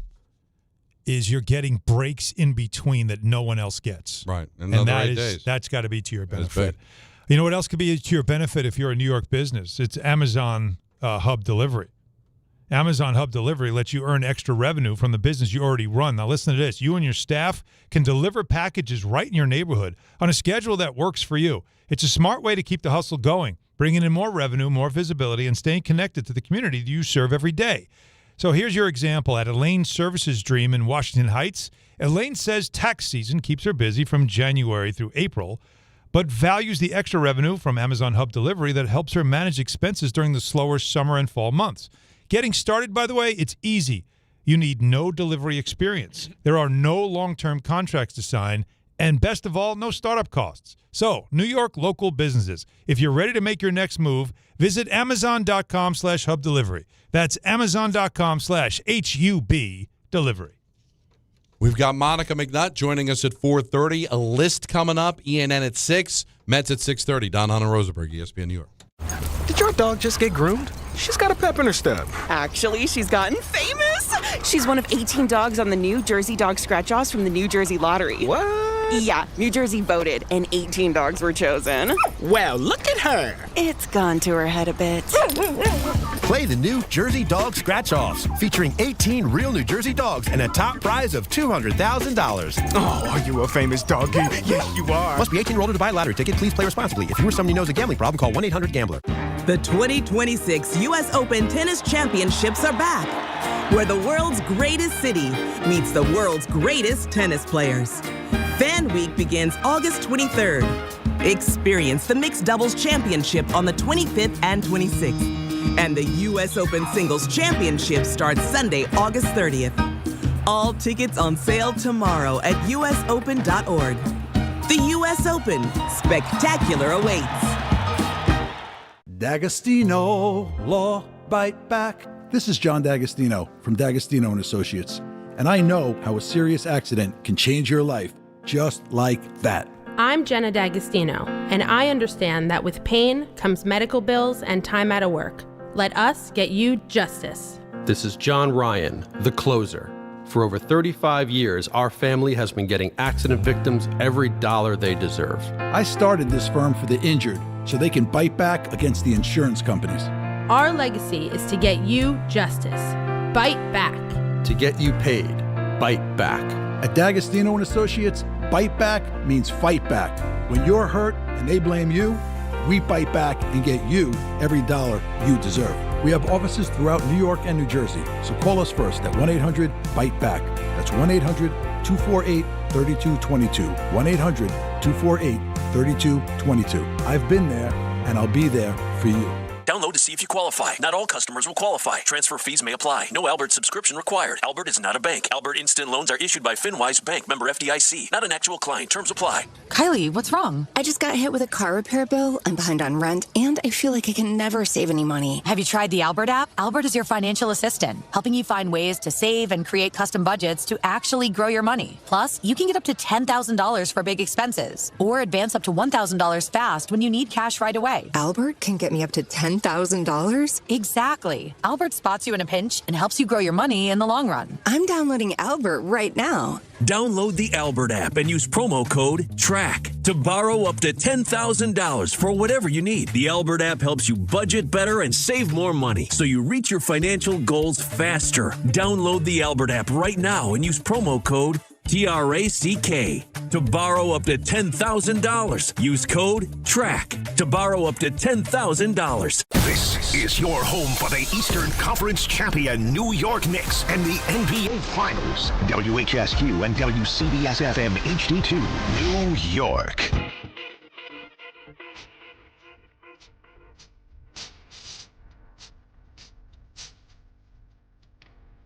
Game Time is brought to you by Tullamore Dew Irish Whiskey, because when it's game time, guys. It's I like that. Mets finish up their series against the Reds. They'll try to avoid getting swept with coverage immediately following us on 880 at 6:30. Yankees, they're getting hot now. They put a pounding on the Royals last night. They'll continue that series at 7:40. Tullamore Dew, the original triple distilled, triple blended, and triple cast matured Irish whiskey. Be sure to grab a Tullamore Dew or try the new Tullamore Dew Honey during today's action. Glasses up to enjoying Tullamore Dew responsibly. We'll do some Mets in the 5 o'clock hour. We've determined, we got together. We had an unfortunate confusing of actors during the break from our pinhead suit, which was a lot. I mean, if I'm James Brolin, I'm very offended. That was can we just be honest? Let's just have an honest conversation. Let's do it. John Winthrop is a culturally weird person. Yeah, there's just no way around it. The thing, when you think about the things that he's interested in and obsessed with, the lack of concerts that he's been to, like the obsession around football, which borders on Rothenberg, like if two random teams are playing, he will skip a family event to watch two arbitrary teams play. Mm-hmm. There's no way around it. He's a strange duck. Like I think we gotta level with this, guys. Now the incident, and maybe a lot of our listeners would confuse this, but we were talking about Charles Bronson for some reason. Oh boy! And John said, "Is that the one that's married to Barbara Streisand?"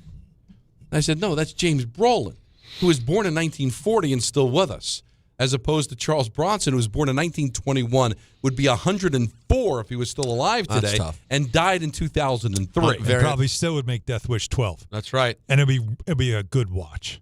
You bet your ass. Oh, it'd be tremendous. Imagine doing Death Wish now. Yeah, that doesn't. I don't know if that really sells as well. It depends on the market. Okay. Well, it was here. It was No, New I was just saying. I think it would do better in some markets than some others. other places. I think. Yeah. In some markets, he'd be canceled. In other markets, there'd be lines around the block. Just kind of the state of where we are right now. But the state of where we are right now is still talking about the New York Knicks. And listen, we're going to have our predictions later on. And I'm not mad at you. Is today the day? To be high. No. You mean later on? We need to know the opponent. I was like, we should know the opponent. I was going to say, I think we. No, once we get the opponent. And then think, we need some time. We could know Friday. Tuesday is when we're going to. You want to do it Tuesday? Well, I'm going to have to send my prediction in. Or call you guys. Before you leave. When's your last day? Thursday. My last day is tomorrow. But you'll know the opponent by Friday. No, you won't. No, I won't know till Thursday night. I'll jump Or in. They don't have phones. No, but not only that, they have computers. If you'll have me, I'll jump on for a sec. Really? Oh yeah. Wow, they well, are listen. What's the time difference I know doing Carmelo Anthony has a tough time finding a cell phone, but I can find one in Italy. Don't you worry about it. Well, you're going to Italy. He's in Oklahoma City. That's a good point. Come on, give him a break. What kind of time difference you getting now? I think. Hey Siri, what time is it in Turin, Italy? Let's see if she tells me. 6 hours ahead. I assume it's 6. You think it's 6? I'm going 6. Well, then it'll be, 10 o'clock at night? Yeah. Yeah, so I can jump on. around. I expect Airlink. I'll do Airlink. I expect Airlink. He's not scared of you. Yeah, I'm not. He'll do Airlink at 10 o'clock at night. Who do I look like, Alan or Don? I know how to get on from anywhere. How dare you? Hey, listen, if it's a Friday, you might be the only one on Airlink, Some Peter. get off anywhere. He can get on anywhere. I was about to say, it's a Friday. Wow. If they're working from home, I should leave the show. Wait, I'll be the most reliable person you got. What did he say? I missed it. I didn't. Isolated? I didn't hear it. I missed it. Can't be repeated, but it was a really, really good take. It was an excellent point. And Don, I've never seen Don more tickled with himself. Which is what he was kind of referencing. And now he's gone. It was just the reaction, Alan. I'm not laughing at my joke, although it was very funny. And it's 6 hours. No, You're correct. It was good.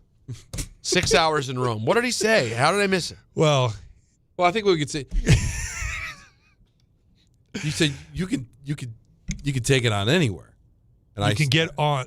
I said I can get on anywhere. You can get on anywhere. Yeah. And I went the other way. Don said, and I quote, "Most people get off anywhere. You can get on anywhere." And it was just, you know how he does this thing where he says something? I don't know if he does it to you, Peter, but every now and then when he's proud of something he said, he'll just turn his head and look at me. And he just caught me at the right time. I just want to know. It's usually because I'm the guy that I can maintain eye contact with the whole show is Jacob. Right. And so if I'm not sure he heard it. I know maintaining eye contact is important for you. Again, back to your turn-ons. Well, no, it's just to get a reaction. Got it, right. Anytime you tell a joke, you want to know if somebody heard it. And Jacob's the one. Because the hope is if nobody laughed, well, maybe they didn't hear it. And there's a lot of things going on. 3 people are talking, so sometimes these things get missed a little bit. So that's what happened during the break. And what I was saying is that you should feel good about the Knicks' chances for sure. But it's going to be a different set of skills, a different matchup. We've already seen that the regular season doesn't mean anything.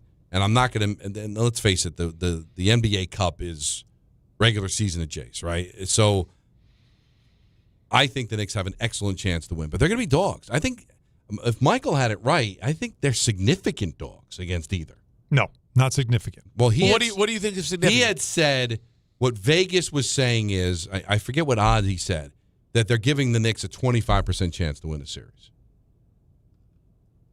Again, you got to know that they'll be the underdog. Because I'm not looking at Vegas, but I was looking at ESPN analytics for both. Mm-hmm.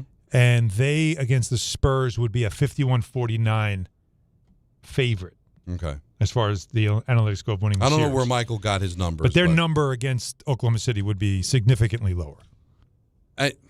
He was basing this all, I guess, last night. I missed it, but I guess Reggie Miller said that the Knicks will be the favorite against either of these two teams. He's not the only one. Well, there's a lot of people saying it. He misspoke. What did he say? There's a difference between I think the Knicks will win and saying I think the Knicks will be a favorite. The Knicks will not be a favorite. Yeah, I see what you're saying. Now, Knicks fans should get excited about that because if you believe in them, that means you'll win more money if you bet them.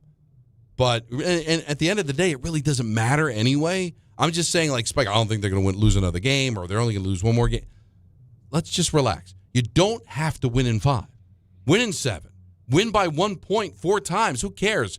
All I can tell you is what's happened the last 3 series, I don't believe is going to happen in this series. No, they could win the series, but I don't think either of these teams are going to quit the way the Sixers and the Cavs did. No.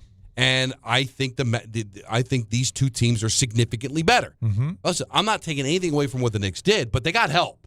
Let's face it. Right, but one thing that you can't deny that is to the advantage of the Knicks is how little they've had to play. No, that helped. They will be the freshest team I think you could name me a team that was this fresh and healthy going into a final. It's unprecedented. Their minutes are so much, their minutes, their usage, their wear and tear, all that stuff. Like how much treatment they are getting and rest. Now, it is interesting. You brought up in between the second round and the conference final this long break. And, should they get out of town, right? Get them out of New York? Some of the guys, including Towns, were suggesting, whatever we did between the second round and conference final, that game one, we didn't play well. We need to do something different. Because the guys all wanted to get back in the gym. That's what I loved about it, is there was so much of the players just saying, we're going to celebrate tonight. When we get back to New York, we want to be in the gym. We're going to get in the gym, get shots up, start focusing on the next thing, which is exactly what you want to hear. But the guys were almost looking at Mike Brown and the coaching staff whatever you thought was a good idea, no. We need to do something different with our scrimmages, with everything else. And this is where I'm still surprised that they didn't say, all right, fellas, instead of staying in town, we're going upstate or we're going down to Charleston or we're going somewhere and we're just going to hunker down and we're going to just have a mini camp and get ready for the finals. Because they have to go on the road anyway. Because I believe that if they do what they did in game one against the Cavs. Game one, they're losing. That's a 20-point loss. Yeah, they're losing the game. Yeah, agreed. Yeah. Now, you could lose game one and still get up from the mat because all you're looking for is the split on the road. Of course. But there's an example right there that you fall behind that early against the Cavs or the Spurs. I mean, the Spurs or the Thunder, you're going to lose that game. Yeah. And now, bang, all of a sudden you're down 1-0, and we'll see. I'm always interested. Whenever you have a long winning streak, I'm always kind of curious to see how you respond when it ends. Because at some point, you figure it's going to end. Right. It's supposed to. And, how do you respond from that? You just get right back on the mat, or, hey, this magic carpet ride. And I don't think it's a magic carpet ride because that suggests that it's fluky, and it's not. But it just, I'm always interested in seeing how a team responds when they suffer that first. It'll be their first loss in over a month. Yeah, by the time they play game one, whenever that loss is, you like 5 weeks, right? Yeah, it'd be a pretty significant amount of time. So I'll be curious to see. I don't think you're sweeping. I think you can win, but sweeping's kind of kooky. But listen, you're high on what's happening. Why not ride it out? With the most remarkable thing you've ever seen in anything in New York sports is if they. Again, this is all funny hypothetical stuff, but I was just thinking about it because you just said it. Let's say they do sweep. Something crazy happened. They sweep. Their next loss isn't until next season. I know, right? You know what I mean? Like sometime in November they lose a game and you're going they haven't lost since April. I know it's crazy. Just dumb, but it's crazy. That's kind of the two losses they have in these playoffs are both by 1 point. So. Yeah. Again, no one expects it. You know the level of opponent is going up. Astronomical 260-win teams. So you're talking about legitimate teams. Here, is this any different? Do you send me something different, Anthony? Is it actually different? I was going to give you guys some odds. Here we go. Oh, we have odds. Yeah, they're the same thing. Oh, there they are. Yeah. So if game one were to be at Oklahoma City, the New York Knicks would be a 6.5-point dog at OKC. Yep. And at San Antonio, they would be a 4.5-point dog. Okay. You know what that says to me? Let's keep this thing going. 500 right down on the Knicks. Right now? Well, listen. You can't press the button. No, you're not playing. You can technically. I can actually technically. You can technically bet both right now. Yeah, and then they'll void the one that doesn't exist. They'll void the one that doesn't exist. Who am I to even question what you're doing? Now, Dale has called back because he was not on the air when I came up with my brilliant idea to name his dog Cat. Dale, do it. Because not only is that ironic, but when people say, why Cat? Hey, I'm a Knicks fan. Is that on the table? Did I give you a good idea? It is. It's the front runner, Don. Oh, yeah. Look at that. Look at that. I'm honored. Don, I'm tipping my Knicks. I am literally tipping my Knicks cap to you right now. I'm a sucker for a pun. So that is just that's scratching all the itches, if you will, with that. I love it. With that name. I love it. Yeah, I mean, we can get into what kind of dog, but we can't go there. That's too big of a rabbit hole. You're having fun now. Next, I think Okay, because it's a golden retriever, but a zesty Karl Anthony Towns personality. Yeah, I don't know if it's quite golden retriever, but we'll see. Great point. I just think the fact that you're even thinking about it, and Dale, keep us informed. Let me think. Run it by the wife, see what she says. I just love the irony, and he's a significant piece to what could be a championship puzzle. What here. kind of dog should Cat be? Well, if you want it to be Karl Anthony Towns, like, well, no, but I think Saint Bernard. No. You're leaning into the irony absolutely. of it. So the bigger the dog, the better, right? Because cats, I think relatively speaking, are small. So if he gets like a Marmaduke or something. Yeah, like something like that. What's a Marmaduke A again? big dog that is just so lovable. And a Saint Bernard is big and lovable. Yeah, but like Great Dane. A Great Dane would be perfect. Oh, Great No, Danes are more, they're too serious. Cat's not serious. Marmaduke was a Great Dane, by the way. Yeah. Marmaduke? What the hell's Marmaduke from? It's a show. It's a cartoon. Movie, show. Cartoon. That is a Great Dane. Yeah. No, is that giving Cat Thanks for confirming. Yeah. Just big, lovable. I think a Saint Bernard's way more lovable than a... Listen, we've picked the name. Now we're helping with the dog. Are we going to have to go pick this thing up now? Well, let's hope we don't pick up their poop, because if it's a Saint Bernard or Great Dane, forget about it. It's never like mind. a small house. I'm not going to deal with that. I need a backhoe. All right, let's go to Bob in Morristown. You're on ESPN. Oh, hey, Bob. Here. What's up, Bob? Hey, guys. It seems to me a perfect rebuttal for Becky Hammond's point is Isaiah Thomas and the Pistons. He's small, and he was the best player on the team. That is, I think the point she was making is that the game's different now or something. Right. I don't know, but he's I believe the last one, because Steph Curry, despite looking small, I think he's listed as 6'3", right? Right. So they don't really count him as a small guard who led his team to a championship. And if I remember the time, it was about 2 years ago, Bob. I think it was 20. That was the conversation. It's like not since Isaiah Thomas. Right. She was talking about in the modern game. Yeah, John Stockton he got to 2 finals, but never won. Never and did. Stockton was one of 2 great players on that team, but he was the engine of that offense. But do I think there was bias there? But again, at the time, it was she didn't know they'd be facing the Spurs in the final. Like I just think she was an analyst, and she gave you an analytical view of why she didn't think they'd win. Now, I'm sure there's the bias of, like I said earlier, hey, the Knicks aren't going to win. Well, they haven't won since 1973, so it's a pretty safe bet.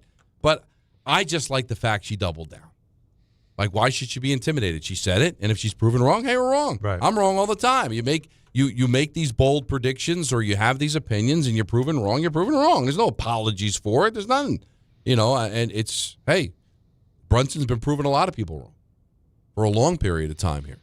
Let's go to Rod in Bethlehem. You're on ESPN New York. Hey, guys. I think you should go with a Mastiff if you're going to name a dog a cat. Something dog huge, cat. right? Yeah.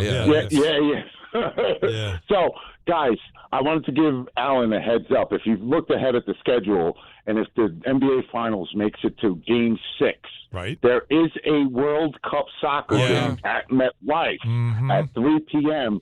between France and Senegal. It's on a Tuesday, so it's a work day. So from, I say, about noon until past midnight, it's going to be people's soup down there in Penn Station. Well, Penn Station, would you? You may want to drive in. Well, they might have to, because it's going to cost you. What price did they settle on?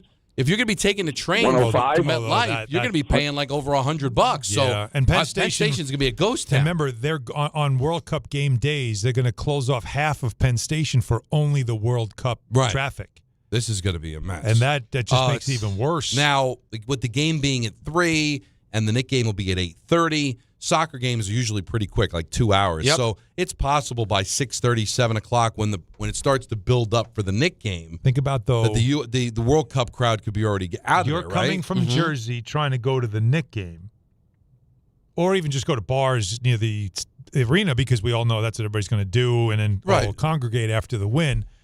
You're going to have World Cup people and NBA people all coming in at the same time on the New Jersey side. No. Why not? After the game? The World Cup game will be over. Yeah, so people are coming back to New York from New Jersey.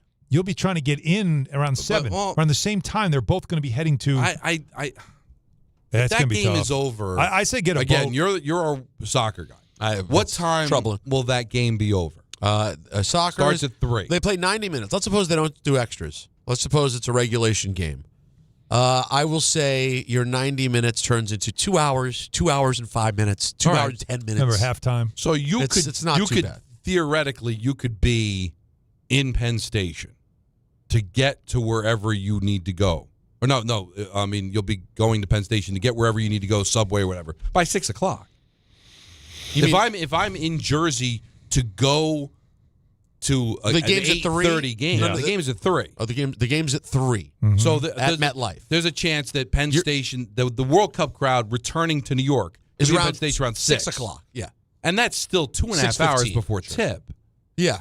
Now I'm not saying it won't be crowded. It'll suck. But if I lived in Jersey and I was taking a train, I probably would get on the train at 6 for an 8:30 game. Listen, all I would say is all of this sounds tough. I think the one thing you need to do here is add the president going to the game. That's the only thing that can make this better. He can't go to 6. Can't go to 6. He's not going to go to 6. He's going to go to 3 or 4. Yeah. He said that? Yeah. He said he'll either go to games 3 or 4. Yeah. Well, because there may not be a game 6, right? So he wants to go to a guaranteed game. That's 3 or 4. Right. So what days are those? So that would be what? Wednesday, Friday. So game 3 would be Sunday. Stand by. That would be the better time You to think go. you think you'd be in a suite?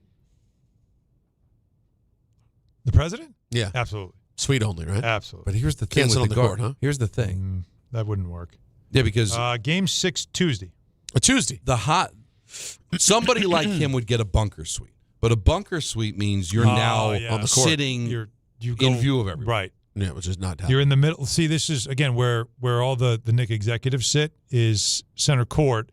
They have the bunker suite. It's right up next to it. They're about 10 rows up or so. But usually, if he's a guest of Dolan, right, he'd be sitting with Dolan. And that's where Dolan sits, Baseline right? Center by court. the Knick bench? No, you can't do it.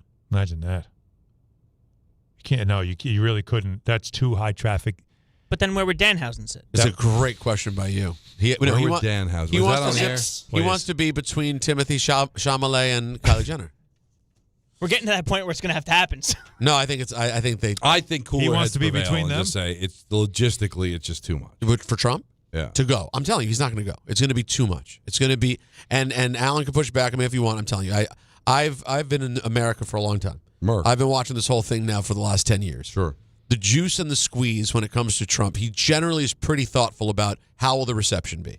To do this much work to get there at a Knicks game is not calculated. My bigger thing, I agree with you about, in the end, we'll probably just not do it because I think Adam would also be part of this. And I think NBA security and everybody else will understand just like how logistically this is very difficult to do. Not just because of the arena, because the fact that you have Penn Station literally below, right underneath. In the middle of Manhattan on a potentially a weekday. Like that is a volatile situation that you'd want to make sure that. It's more complicated than the Super Bowl. It's one thing if you're playing at the Palace at Auburn Hills, which is out in the middle of nowhere, outside of Detroit, right? That's way out of the way. I'll throw in the other isolated. This is different. I will counter that with. He has shown up to UFC at MSG, sold out MSG when I've been there, as sitting president. Really? Yeah. So then they already have a way then. So they've done it. Now, it's not a weekday, and it's not the press and it's not everything that the NBA Finals has with it. True. But it is the same building in the same place. But then they have a plan.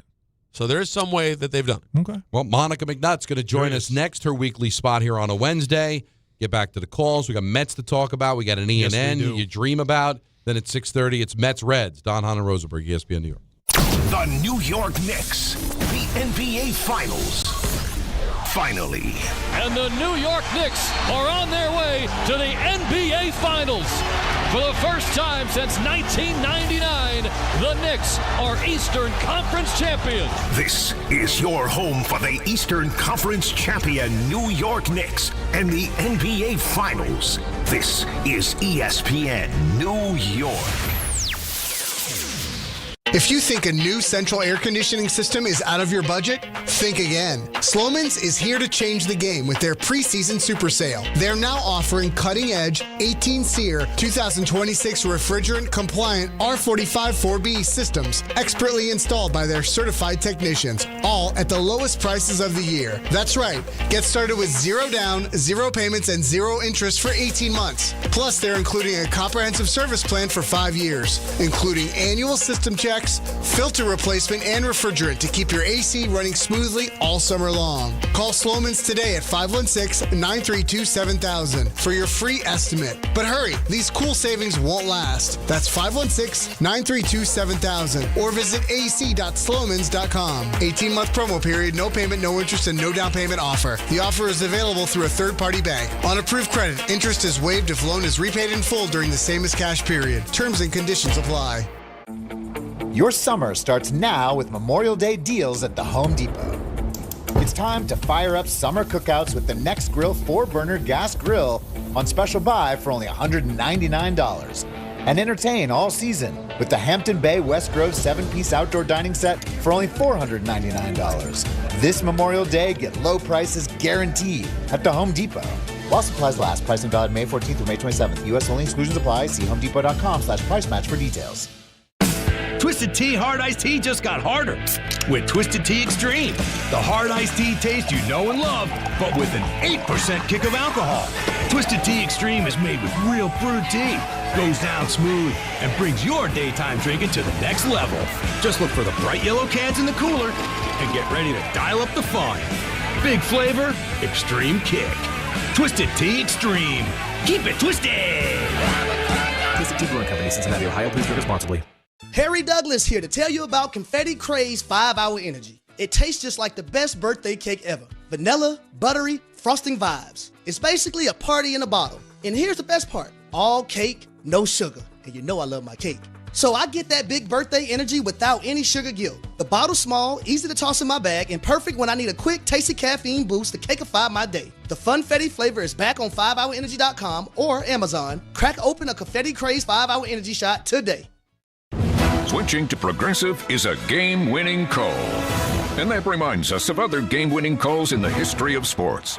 So it was the fourth quarter and we're down by 5. Sweat pouring down my face. Suddenly it hit me. If only I could wrap part of the towel around my forehead. And that's how I became the first basketball player to wear a headband. Okay, not really a game-winning call, but it was a good call. You can make one too. Switch to Progressive and you could save hundreds. Progressive Casualty Insurance Company and affiliates, not available in all states. Want to earn extra revenue for your business? Amazon Hub Delivery is looking for local business owners to assist with deliveries. When you become a partner, you and your staff will deliver packages to customers in your area on a schedule that works for you. With each package delivered, you'll gain extra revenue and exposure for your business. Plus, Amazon Hub Delivery makes it easy to get started. There's no upfront cost, delivery experience, or long-term contracts required. Sign up to learn more at amazon.com/hub delivery. That's amazon.com/HUB delivery. Now let's take a look at the traffic with Brandy Scott. Thanks so much, guys. We've got the Mets home later on tonight over at Citi Field. If you're getting a jump start into Queens at the Whitestone Bridge, stop and go ride from the Bronx side. Just picked up a broken down car on the span. Brooklyn Bridge shut down. Heading into Manhattan, a box truck snuck on the roadway. Working on backing him off. You're not moving at all on the BQE in either direction. Inbound George, stick with the lower deck. Upper level, about a 15 to 20 minute ride from 8095. Worst of it to the outbound George, Cross Bronx westbound. A crash in the left lane by the Deegan involving a tractor-trailer. Pretty much at a standstill there from the Bruckner on through. Outbound Lincoln and Holland Tunnels are only about 15 to 20 minutes each. This report is sponsored by True Green. True Green, don't waste another weekend doing lawn care yourself. Partner with the official lawn care treatment provider of the PGA Tour and get a golf course quality lawn the easy way. Sign up at truegreen.com. I'm Brandy Scott on 880 ESPN New York. Some stages celebrate. This one tests everything. Every drive, every approach, every putt. Pressure builds, resilience matters, and history waits for the bold. In June, the 2026 U.S. Open Championship returns to the Hamptons at the iconic Shinnecock Hills Golf Club.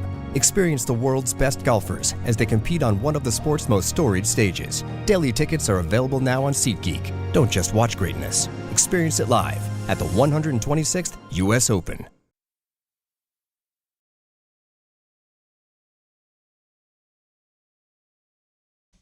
Now time for the Monica McNutt Report. It's brought to you by Calandra's Bakery and BetMGM. It's Wednesday.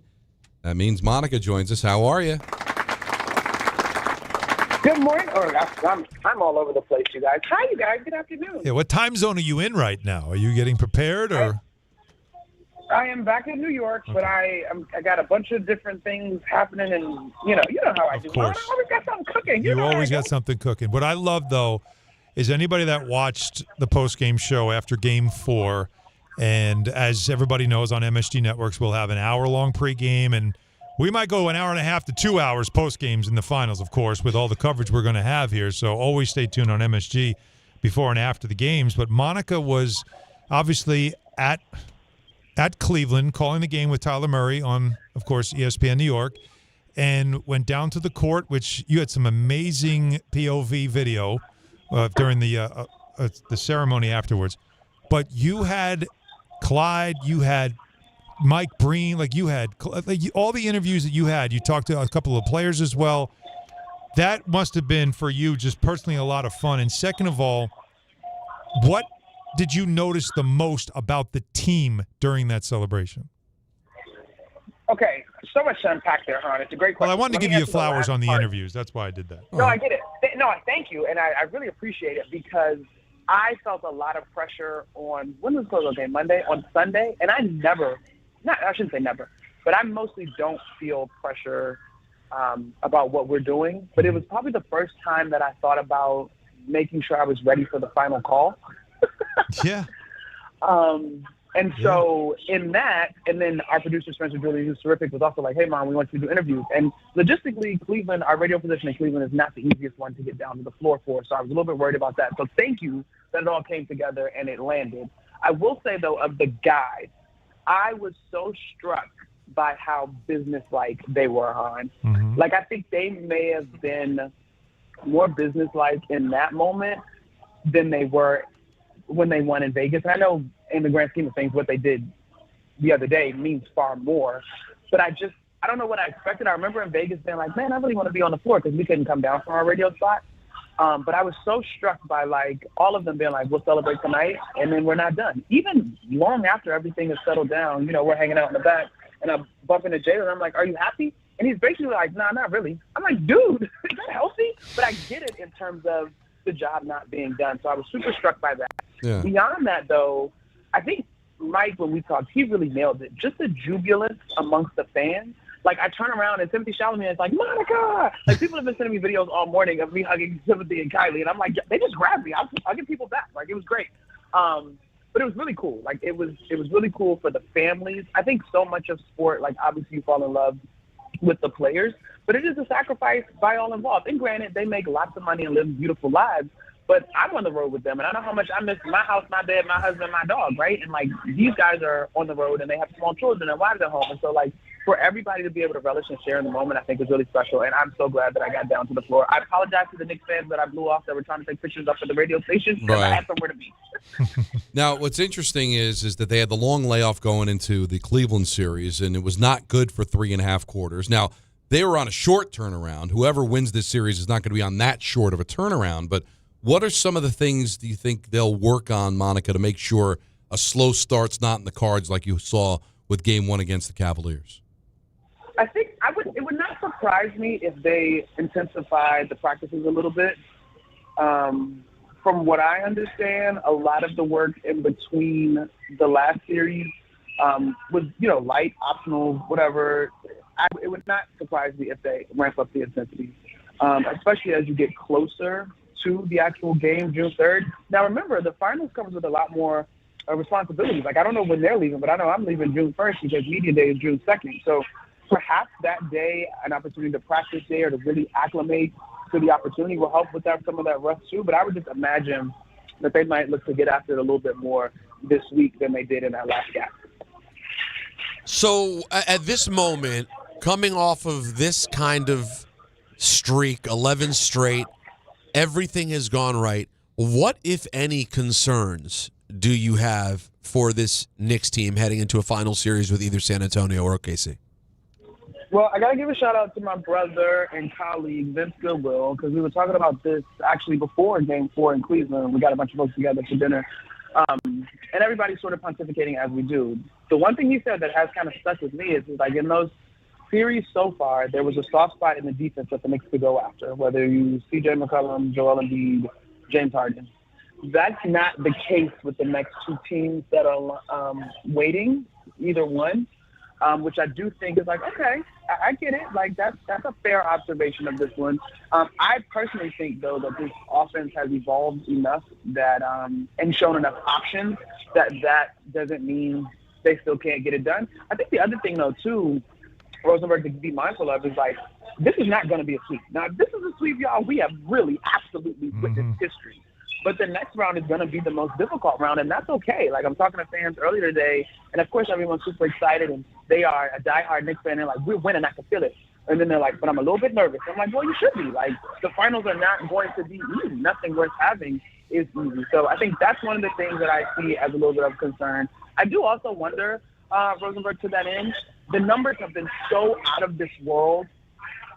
Can they come back to earth a little bit and still be good enough to get it done versus either a defending champion or an otherworldly centerpiece, right? But I really think the story that we might end up talking about more than anything in this one is the opportunity that the Knicks have with this upcoming week to be off and how they've given themselves this opportunity multiple times in this postseason compared to the gauntlet that is unfolding in the Western Conference Finals.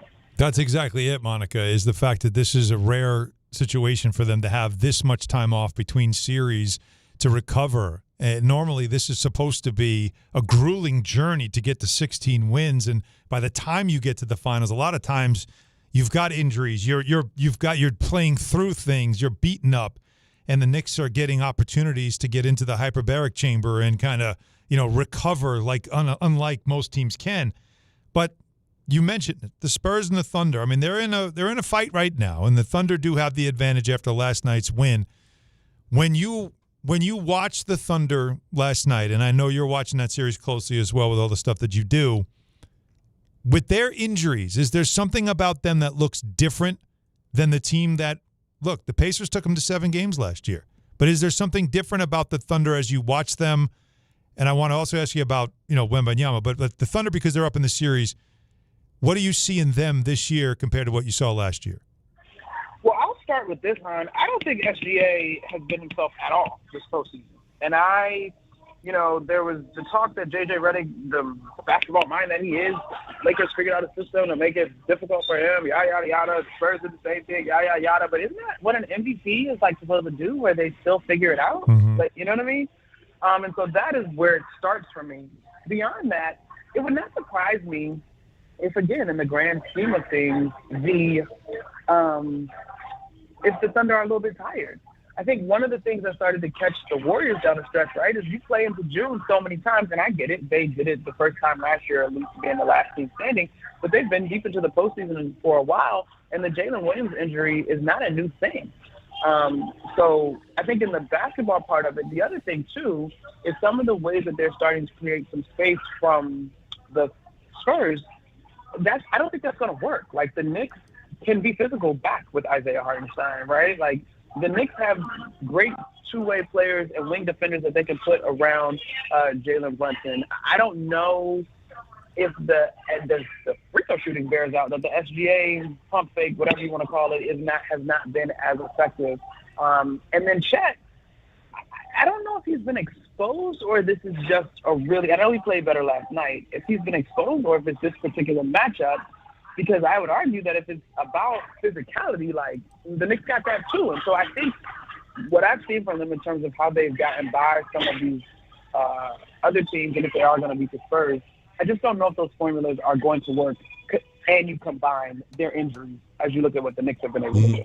Talking to Monica McNutt, her weekly spot here on Don, Hahn, and Rosenberg. The other topic we talked about earlier was SGA. Seems like he's ended up on his butt every time he takes a shot. When you look at that, do you just say, hey, good on him, man, if he's able to fool the officials, good, or do you look at it as a front to basketball? I'm the former. Hahn. I'm not Hahn. Don. I'm just a guy. I'm just a dude, man. Don, don't do that. I knew you were gonna do that. No, he can't help it. He has to. He can't do. He can't help it. It's kind of my thing. I was thinking about the show. I'm sorry. You know I love you. You were one of my first 3 radio partners. You See? have a special place in my heart. I'm in the latter. I know everybody's very frustrated by it all, but I'm like, if it's working for you, then somebody got to stop you from doing it. And I get it that might be a conversation that people want to have with officials more than they can actually defend it themselves. But that one doesn't get my gears going the way it does some other folks. I mean, I was saying the same thing earlier, Monica. It's like, I on principle, I respect it. There's an art to doing it. But then I will say, when Alan recommended I go watch some of the highlight videos or low light videos from this particular series, there are some more egregious ones, like the leg kicks on the jump shot, and some that are just. I do see why it annoys people. I'll give them that. I agree with you. I agree with you on why it annoys people. But for me, unless you're going to pull a Rick Carlisle and clip off the 12 instances that he pissed you off and send him to the league and make a big stink about it at the podium, the game is played on one way. You have the opportunity to respond however you believe is going to be effective for your team. Such a great reference you just made there. I hope most people caught it. You remember when Rick Carlisle did the "Woe is us, we're a small market team" thing? So brilliant. All right, so you also get time off here. But what has this run been for you and Tyler? I texted Tyler this morning and I said, 10 years from now, you're going to look back and tell people about the epic first 2 years you had as a Knicks broadcaster. Yeah. Because everybody else, all of us will tell you, it's really not like that around here. But what has for you you guys, both of you, this ride been for both of you to get to this point? Because I imagine when you were on the court, getting hugged by, Timothy Chalamet and others, that you probably were feeling like an out-of-body experience, like this is surreal right now. So what has this all been just for you as a broadcaster? Hahn, I could not have imagined being embraced by an area not D.C., Maryland, or Virginia, which is home to me, the way that New York has embraced me. And so to be a part of this run and for people to be like, things started to kind of turn around when you got here, or just kind of have me in their minds when they think of the Knicks. One of the people that sent me the post of the clip of me being hugged by those celebrities, her caption on the Twitter post was Timmy and Kylie and the capital T-H-E-E-E, Monica McNutt, which made me giggle because I'm like, girl, but that is sort of the interactions that I've been privileged to have as a part of this broadcast team and covering this team. I think the other day somebody was posted, I'm blanking on the guy's name, but the guy that does all the stuff for OKC, and he was talking about how much the team loves him, and someone added me in the comments and was like, no, the Knicks feel the same way about Monica. And I was like, oh my God, you guys see what we put in. You see my passion for the game. We may not always agree, but you have respect for what I'm bringing to the table. It has been more than I could have anticipated without question. And quite honestly, now the girl is trying to monetize all these things because, endeavors. But it's just been really cool to be so embraced. I do not take it for granted. Well, Monica, looking forward to having a few more weeks of this. So we'll talk to you next Wednesday, and you'll be out and about with us when we do our remotes. And now forever, you'll have a cake in front of you. Always cake with Monica. It's amazing. I'll be there for cake next week. It's unreal. Thank you, Monica. Enjoy the time off. You deserve it. I know you've been working your tail off on both radio and TV and all the times you're on Get Up and all that. So great job out of Monica. And that was the Monica McNutt Report brought to you by Calandra's Bakery. Calandra's Bakery, just 4 simple ingredients and still made by hand since 1962. Available fresh daily at your local supermarket. And BetMGM, own your moment. Make it legendary. Download the BetMGM app today. Please gamble responsibly. Gambling problem, call 1-800-GAMBLER. The List. Ooh. It's next. Don, Hahn, and Rosenberg till 6:30. Then it's Mets baseball on ESPN New York. Faster lines and more preservatives? While the world automated, Calandra stayed at the counter. At Calandra's Bakery, they stick to the basics. Real people, real ingredients, and real messy counters. Calandra's bread is all natural with 0 preservatives, just 4 simple ingredients doing their thing, which means it might not last as long as the others, but that's kind of the point. Flavor like theirs doesn't come from a factory. Calandra's Bakery, still made by hands, not robots, since 1962. It's the playoffs. Knicks fans, get in on all the postseason action with BetMGM, an official sports betting partner of the New York Knicks. Download the BetMGM app today and make every matchup mean more than ever with the best daily promotions in the business. Plus, enjoy thousands of casino games with BetMGM Casino in New Jersey. Download today. BetMGM. Make it legendary. 21 years of age or older to wager and physically present in New York and New Jersey only. Subject to eligibility requirements. Gambling problem? In New York, call 877-8-HOPE-NY or text HOPE-NY 467-369. In New Jersey, call 1-800-GAMBLER. The New York Knicks. The NBA Finals. Finally. And the New York Knicks are on their way to the NBA Finals. For the first time since 1999, the Knicks are Eastern Conference champions. This is your home for the Eastern Conference champion New York Knicks and the NBA Finals. This is ESPN New York. Wait! Before you change the station, listen to this.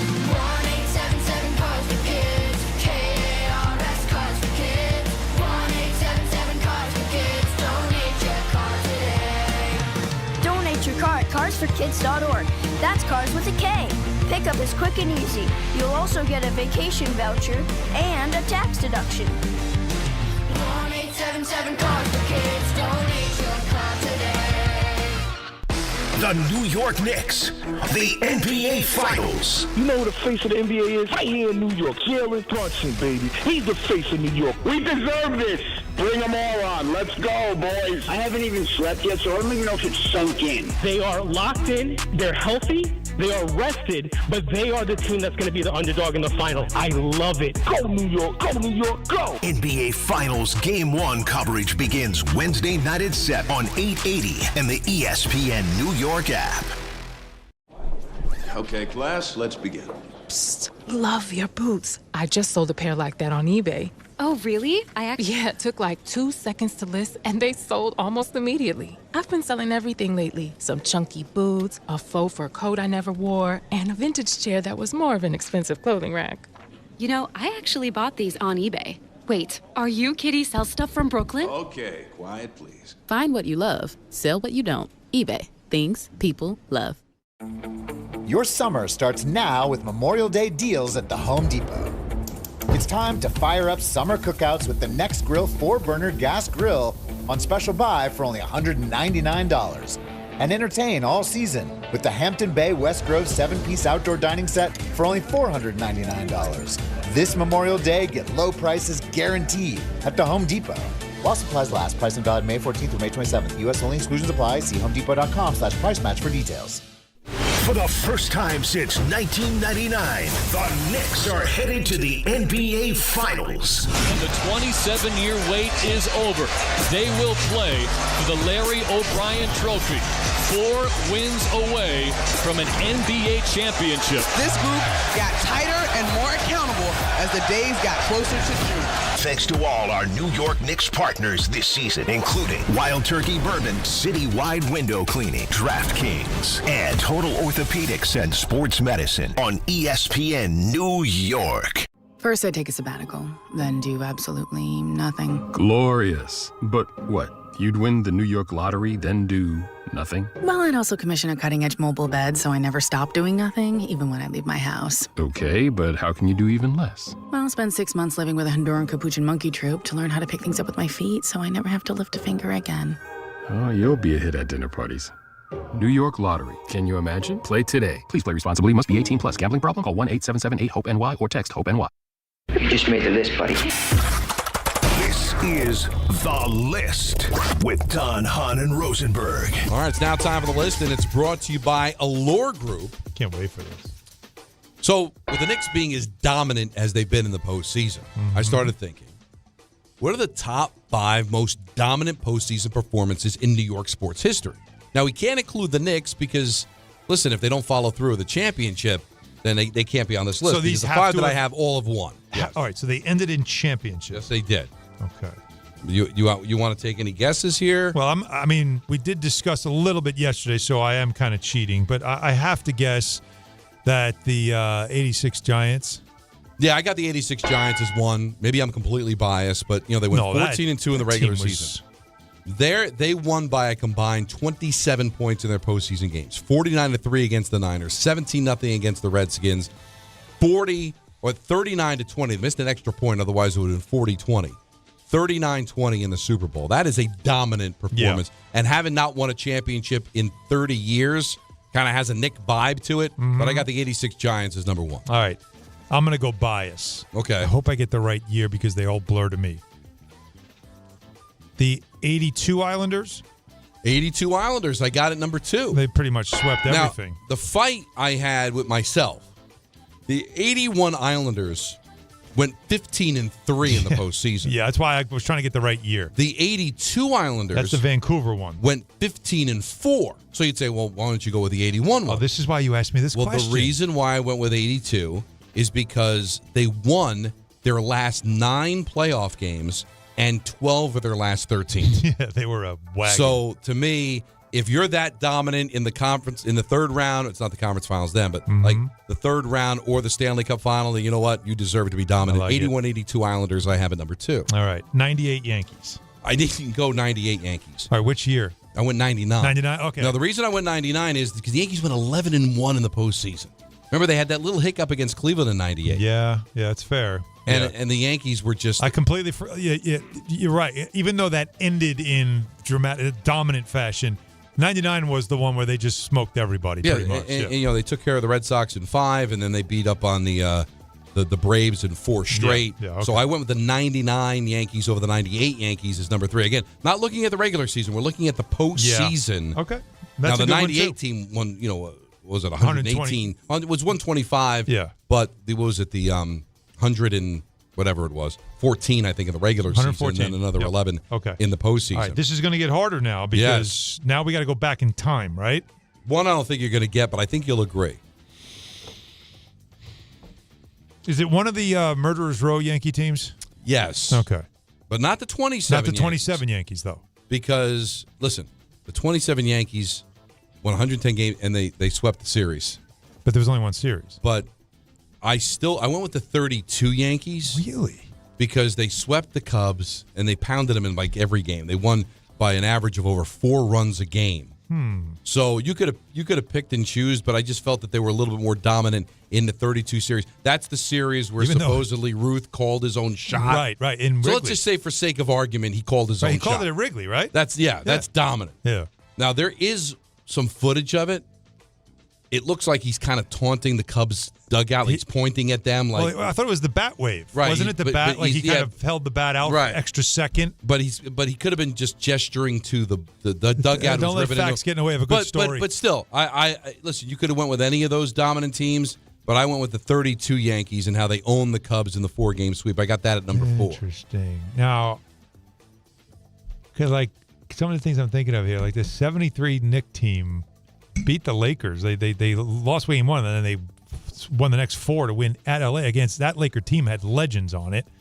But I think the conference or the division finals, whatever it was before that, was a battle. I'm thinking outside the box. You're going outside the box. A little outside. So we're not going team sports? No, it's team sports. Team sports. But you're not going to get it.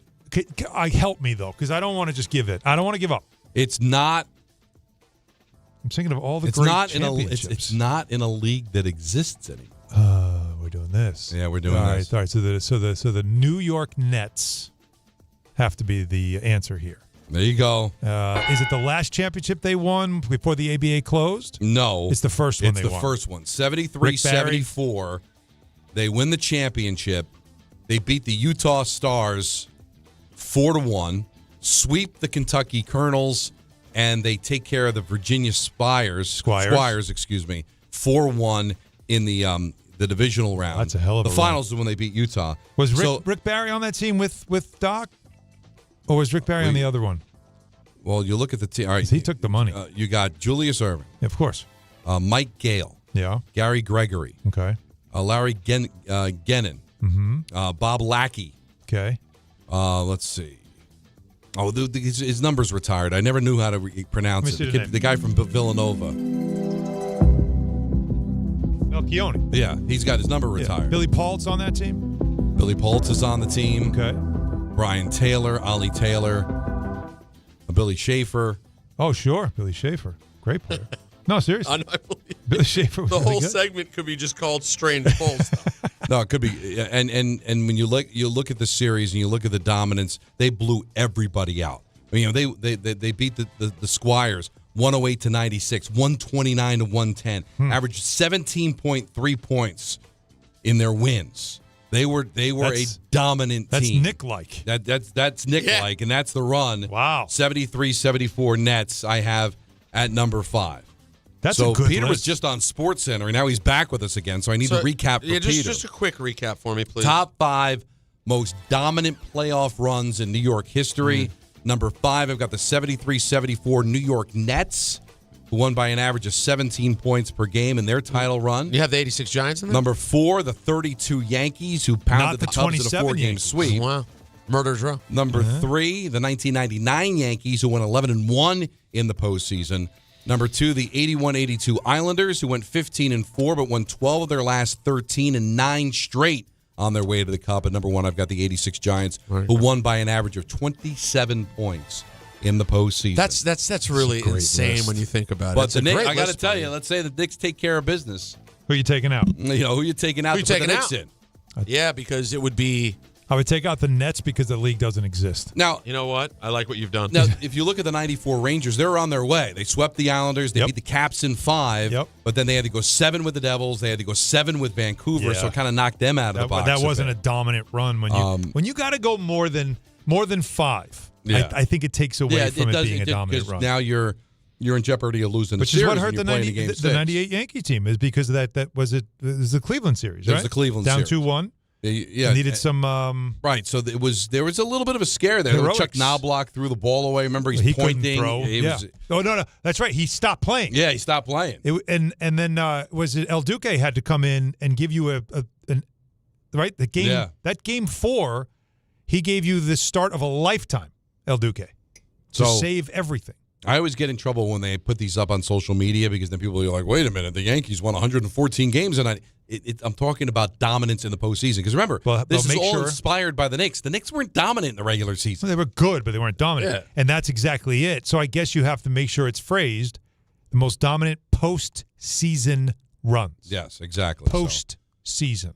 Now, Jake, get on that. I like this. Allure Care Management, LLC. That was the list brought to you by the Allure Group. The Allure Group, where care meets compassion. And if I were interested in betting the Knicks, which I have been, and I've been winning, that's 11 straight to you and me. Been very interested. Isn't it ironic? Had it not been when I was on FanDuel, if I had just resisted betting my stupid Celtics in Game 7 against Philly, I would be crushing even more. You'd be a billionaire.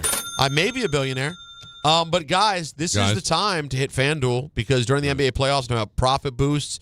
I am talking about special drops you won't want to miss, bonus bets, so much more, all there for you all playoff long. You know I've been crushing it with my Knicks bets, so head on over to FanDuel.com/local to get started. 21 and over, physically present New York, opt-in required, rewards are non-withdrawable, restrictions apply, including bonus and token expiration, leg requirements, and max wager amount. For help with a gambling problem, call 877-8-HOPE-NY or text HOPE-NY at 467-369. I'm going to hammer the Mets, but I need to join the club. Really? Don Hahn and Rosenberg, ESPN New York. Experience matters more.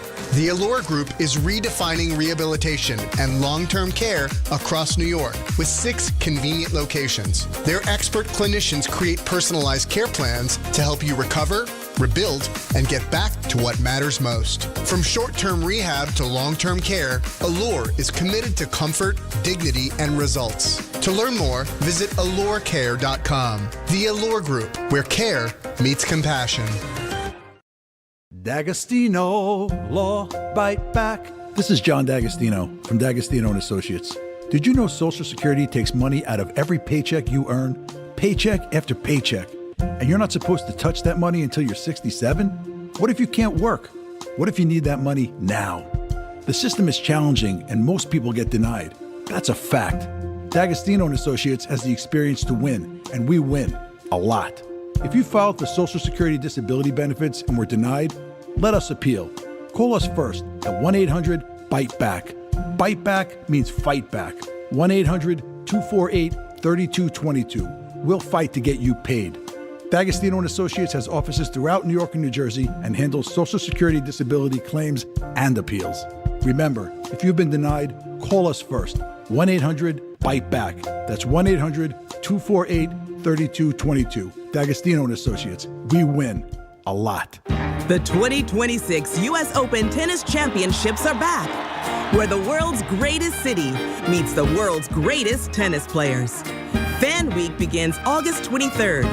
Experience the Mixed Doubles Championship on the 25th and 26th. And the U.S. Open Singles Championship starts Sunday, August 30th. All tickets on sale tomorrow at usopen.org. The U.S. Open. Spectacular awaits. And now it's time for traffic. Here's Brandy Scott. Thanks so much, guys. Can't catch a break in the Bronx. Heading over to the outbound Georgia. New crash on the Deegan southbound on the ramp to the Cross Bronx. Involves a tractor trailer. Right lane is out. You're jammed there from the Mosholu on down. Cross Bronx westbound. They did pick up that accident right before the Deegan, but the damage is done. Still not moving much from the Bruckner on through. Inbound George, stick with the lower deck, upper level, about a 20 to 30-minute ride from 8095. Better from the 4 and 46 approaches. Outbound Lincoln and Holland tunnels, about 15 to 20 minutes each. Mets are home tonight at Citi Field. Just a bit heavy at the Whitestone Bridge getting into Queens. Then you're looking good on the expressway southbound heading toward the stadium. This report is sponsored by the Danny Did Foundation. The Danny Did Foundation closes gaps in epilepsy care in memory of Danny Stanton, a child lost to epilepsy. Visit DannyDid.org for safety resources. Enjoy your life, Danny Did. I'm Brandy Scott on 880 ESPN New York. We all hear the radio ads about the IRS. They tell you to be afraid, to be scared, and they try to frighten you into calling. I'm not here to do that. Tax Relief Advocates is different. TRA is here to tell you that if you owe money to the IRS, whether it's $5,000, $50,000, or $500,000, we have a solution. It doesn't matter if you're sitting in your car, at work, or with your kids. No matter where you are, call now. 800-575-6759. Don't lose hope. TRA can eliminate or reduce what you owe to the IRS. Generous programs are now available that can give you a fresh start. Our passion is taxes and helping individuals fix their IRS problems. We have over 1,000 5-star reviews on Google and an A+ with the Better Business Bureau. You don't need to be afraid of the IRS any longer. End your tax nightmare today by visiting us online at TRA.com or call 800-575-6759. That's 800-575-6759. Tax Relief Advocates. Real solutions for real people. What's up, my friends? This is Francisco Lindor. This is Devin Williams. This is Luke Weaver. Bo Bichette here. You're listening to the home of New York Mets baseball. WHSQ and WCBS FM HD2, New York.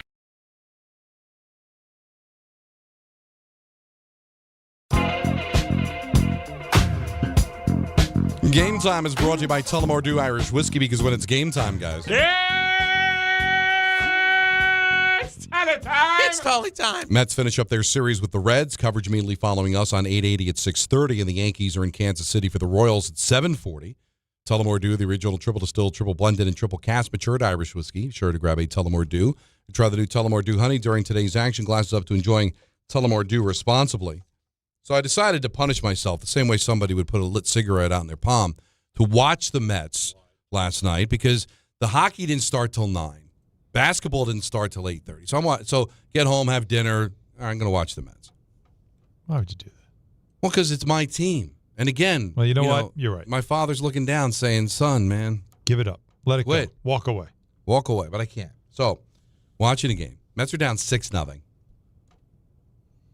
After, the debacle earlier where, listen, Peterson gave him innings, but he didn't cover home plate. And we're going to get into that in a second.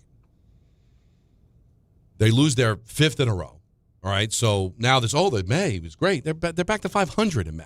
All right, so they're 11 games under 500. They're done. They're cooked. All right, it's over. Don, going into the weekend, I believe they had the exact same record through the same amount of games that they had 2 years ago, right before OMG and all the Grimace stuff and everything. Yeah, enough. Like, they were right there, but it just it's not the same. It just doesn't have the same feel, right? No, it doesn't, because everybody's hurt. Nobody's playing well. It's not good. It's awful, okay? And Mendoza still has a job, although what you're starting to see now is things are going to be beginning to crumble. Down 6-0. Bottom of the 6th inning, Soto hits a 2-run home run, make it 6-2. Now, you're not dead. It's still early enough in the game, but still, you're 10 games under 500. You're losing 6-0. You make it 6-2. And then they do this stupid construction vest and helmet mugging for the cameras. And I'm like, I hate you. I hate this team. Hate them. How would you do that? And that's why I could never be a manager or a general manager, because what I would do is I would have just taken it off of them. Stop it. This is ridiculous. We're losing by 4 runs. Show some pride. Show that you care about winning games and not preening for the camera, collecting your money. That's all this is, a glorified ATM machine. Soto's a merc, okay? Plain and simple. And I live with it. I knew it from the second he got here. I was just hoping they can win with his numbers. But clearly, it's like, for you to be able to do that, for you to be the best player on the team and think it's appropriate to mug for the camera with your stupid vest and construction hat on, which is insulting to construction workers who actually do something for a living. Sure. And you're down 4 runs in the 6th inning, and you're double digits under 500, you should be embarrassed, okay? Embarrassed. And I've been saying this for a long time. So I'm in and out of the game. Earlier in the contest, Peterson doesn't cover home play. Gets hammered by Howie on radio. And then I find out that Ron Darling went after Mendoza during the broadcast. Mm-hmm. He says, I don't understand it. It really tells me that coaches really don't have as much influence on the players as they think they have, because someone should rip someone at some point. But they don't, because they don't want to upset anyone. You have to back up bases every single time. It might be, but not addressed the way it should be, because Gary asked him, do you think it'll be addressed after the game? Because if it were addressed, it wouldn't happen. It happens every game. We just don't point it out. Ron Darling, champion, ripping the Mets on the SNY broadcast. Now, fast forward to later on in the game. They're showing a highlight of the Soto home run. They kind of recap it. It's 7-2 at this point. And they're just recapping how the Mets got their runs. Yeah. So Keith, again, champion in St. Louis and in New York, says, oh, Mike Francesa is going to like that when they show the construction, all that garbage. And like Gary's like, what? And he says, oh, he mentioned it on his podcast that he doesn't like the whole construction worker thing. And then they're going to break. They're actually playing the music out of break. And you hear Keith say, he's not wrong. like just a throwaway line like, oh, yeah, I agree with him. So Keith thinks you're dumb. Ron thinks you guys have no idea what you're doing. These are the former champions, the analysts on your broadcast, saying they're not coached well, they're not managed well, they're doing dumb things. It's bad when the commentators are calling you out. Yep. This isn't the media outside. This isn't Don LaGreca on a sports talk show. These are guys, SNY broadcast, and they're right. And they have a right to say it because they've won. They've been there 40 years ago, but it still happened. Doesn't matter. And they have a pride. They have a level of pride about that jersey and about that franchise that when they see something like that, they can't not call it out. And the problem is all you want to know, because you're right. Everything about this is right. There gets to a point in the season where you say, like, even I would tell the game ops, stop with the dopey videos and the hype stuff. Stop it. Until we get right, this stuff now makes us look worse. It doesn't make us better. Get rid of the hat. Get rid of the vest. Get rid of this crap, because we're not playing baseball at the level that we deserve this. But that's not this generation now, Don. And after the game, I saw Mendoza. Mendoza did the usual thing a manager does. Do we have the audio? Him after the game said exactly what people say when they really are neutered. All right, well, here's Mendoza on Peterson not backing up home plate. It can happen. It can happen. Obviously, he knows that. There's no excuses for it. I haven't talked to him about it, but obviously there's going to be a conversation. He knows he made a mistake. Oh, yeah, there's that too. But there's no excuses. See, there. That right there, Don. Right I hate it. I hate it. First, I haven't talked to him. What are you talking about? How had you not talked to him yet? It's the first freaking thing I'm doing after a game like that, or even during the game. First thing I'm doing. Like, we need to discuss this. Like right now. I'm not waiting. That's not what they do. Oh, no. Let's have a cool-off moment? No, because I'm not cooled off, and I got to go talk to the media. I got to have answers. I'm going to stick up for you.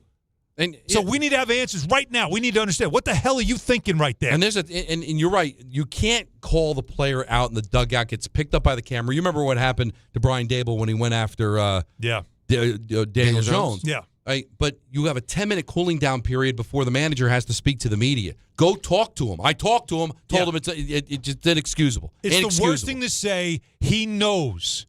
If he knows, then why did it happen? He doesn't know because and there's no accountability because you're a stooge. All these managers are just stooges. Right. Because it's all analytics. It's all just pulling the strings. Right. Nobody's coaching anybody. Nobody's telling anybody what to do. And yes, they should know by the time they get to the majors. And Peterson's not a kid. But you know what? There's a way to play the game, and if you don't play it right, you get told. When I went back to high school, I'll remember it till the day I die. Might have told the story on the air. I'm at first base, ground ball to second. This is high school. I remember the story. Go ahead. And instead of getting in a rundown, at least making sure the guy that hit the ball to second save it first, I try to run through the second baseman, try to knock the ball out of his glove. I'm out. And he gets the double play. Mm-hmm. So my father, when we went to every game, walks over to me. I'm in the dugout, but there was a fence, so he was able to talk to me. He explains to me why I shouldn't do that. He gets interrupted by Coach O'Brien, who gets in my face and goes, "You don't do that. You've been taught not to do that." Right in my face, right in front of my dad. Of course. Made me feel 2 inches tall. I'm a 58-year-old man. I was 17 years old. It still sticks with me. And I'll teach it to my son. Because you still learn the game, but these guys don't learn the game because they're just collecting their money and playing for a garbage, losing culture organization that cares more about the flashing lights between innings and the fireworks and a billionaire owner that wants to build a casino around the stadium. And having all the bells and whistles since the start of this organization, it's never been about winning with this team. Let's get Soto. We'll steal him from the Yankees. Is he a fit? Is he a winner? I don't know. But I got this money, I'll throw it at him. Will he fit in the culture of the team? Will he help us win? Doesn't matter. We took him from the Yankees. We'll sell tickets. Let's get a manager that the strings are being pulled by another guy that came from a small market and he doesn't know how to build a team. He's clearly showing you that every day. But the Met fans, they're all over social media. It's still early. It's only... Stop it! The team stinks. The organization stinks. The owner doesn't know what he's doing. The general manager's way in over his head. And the manager, God love him, I'm sure he's a good manager. You're not letting him manage because they're stupid analytics, because games are played on paper now. It doesn't mean about winning. Take a look at what the Knicks are doing. They're sacrificing themselves to win games. Your superstar player took a discount so they were able to go out and get free agents because it's all about winning. And now they've won 11 straight and they're on the cusp of a championship. Learn from them. The Vegas Golden Knights are going to the Stanley Cup Final for the third time in 9 years. They've existed for 9 years. They're going to the Stanley Cup Final for the third time. The Rangers have gone to the Stanley Cup Final 3 times since 79. The Islanders have gone 0 since 83. The Devils 0 since 03, or 1 since 03. Because the Vegas Golden Knights, take a look at their roster. It wasn't until recently they went out and got Eichel and they went out and got Marner. They went out and got guys to block shots. They go out and get guys that are committed to win. And now all they do is win. Oh, no, let's just get superstars. Doesn't matter if they know what the hell, if they can handle New York. It doesn't matter if they know what they're doing or if they can win. Let's just assemble players off of paper and cross our fingers and hope the numbers are right. Instead of building a culture of winning, because it should be in your blood. It should be in your DNA. You should want it more than oxygen to win. And when I watch the Knicks, that's what I see, Alan. I see a team that wants to do anything humanly possible to win a championship. They may not win it, but it won't be for a lack of trying. It's not about tickets. It's not about jersey sales. It's not about trying to one-up the other team in town. It's about winning, creating a winning culture. You just don't say it like Rex Ryan. Oh, play like a Jet. What does that mean? It means nothing because you're a loser organization that doesn't know what they're doing. Start learning how to win and get players that know how to win and commit themselves to win and would rather die than lose. Guess what? Then you'll start winning. Until then, go get your construction hat and your jacket. Think about the time it took to come up with an idea of what to do after you hit a home run instead of figuring out how to hit more home runs. Make an effort to win. How does the construction hat make you win? You know what? It makes you look like a toolbox, honestly. I'm disgusted by this team, and I'm disgusted by the losing because it's hard to win. It's easy to lose. It's the easy way out because you don't do the work. You know when we do crappy shows? When we don't meet properly, when we're ill-prepared, and then the shows are garbage. And we look at each other and go, why did that show suck? You know why? Because I didn't watch the game. I showed up late for work. I didn't talk to my teammates. I didn't look at the text messages. And the show is garbage. When you're prepared, the show ends up being great. It's not hard, guys. Do the work. And the Mets don't do the work. And all these losing teams don't do the work. And you wonder why all these teams win all the time. Because they figure out there's a formula. And most of it just comes down to the want to and the sacrifice and the commitment to win. Let's get going here, guys. When you know also that in professional sports now, it's really hard for a coach or a manager in baseball to have that same effect that Billy Martin would in ripping Reggie Jackson off the field and having it out with him in the dugout, right? After a bad play. You can't, it's just, or blowing off the sign to bunt and all those things. You can't do that today. We know that. But you know what you can do? And this is the other part of what happened with the Mets this offseason and where they are now. And I actually think it was happening last season, too, when they were tail spinning. There's no leader on that team. There's nobody to bring that up in the dugout. It's a rudderless ship. And I hate to do the Yankee-Met comparison, but it's only because it's the one thing I did see. Jazz did something goofy in a game one time. And I remember when he went back to the dugout, the first guy to walk up to him was Aaron Judge, and then Stanton. And it wasn't that they were calling him out. It was not demonstrative. It was backs turned because they know the cameras are on. They knew he was going to the bat rack, and they went up to him, and you could tell they were having a conversation. Yeah, because it's a dress. And he didn't move, and he knew. Right. I got to sit here and I got to take the. It might have been Volpe now. It might have been Volpe. Maybe not Jazz, but I remember the moment specifically because I said, "See, Boone doesn't have to do that because he's got guys that can and will." And the Mets last year, when the wheels were falling off, you could tell there was something wrong in that clubhouse because no one was doing anything about it. And what's the answer? Let's get rid of all the bad players. How about bringing in the right players? Well, the one guy that wanted to be a leader, and Brandon Nimmo, they got rid of him. He wanted to be a leader, just nobody wanted to follow him. But you don't have that on this team. A guy or a group or a core that's going to hold people accountable. That's not going to happen. You brought up the Knicks. Brunson in a huddle during a game, and I'm trying to remember, I think it was game one, in fact, in that third quarter. When they were losing the game, Brunson was standing up in the huddle, having it out in front of his teammates. Yeah. And just kind of getting everybody to stay locked in.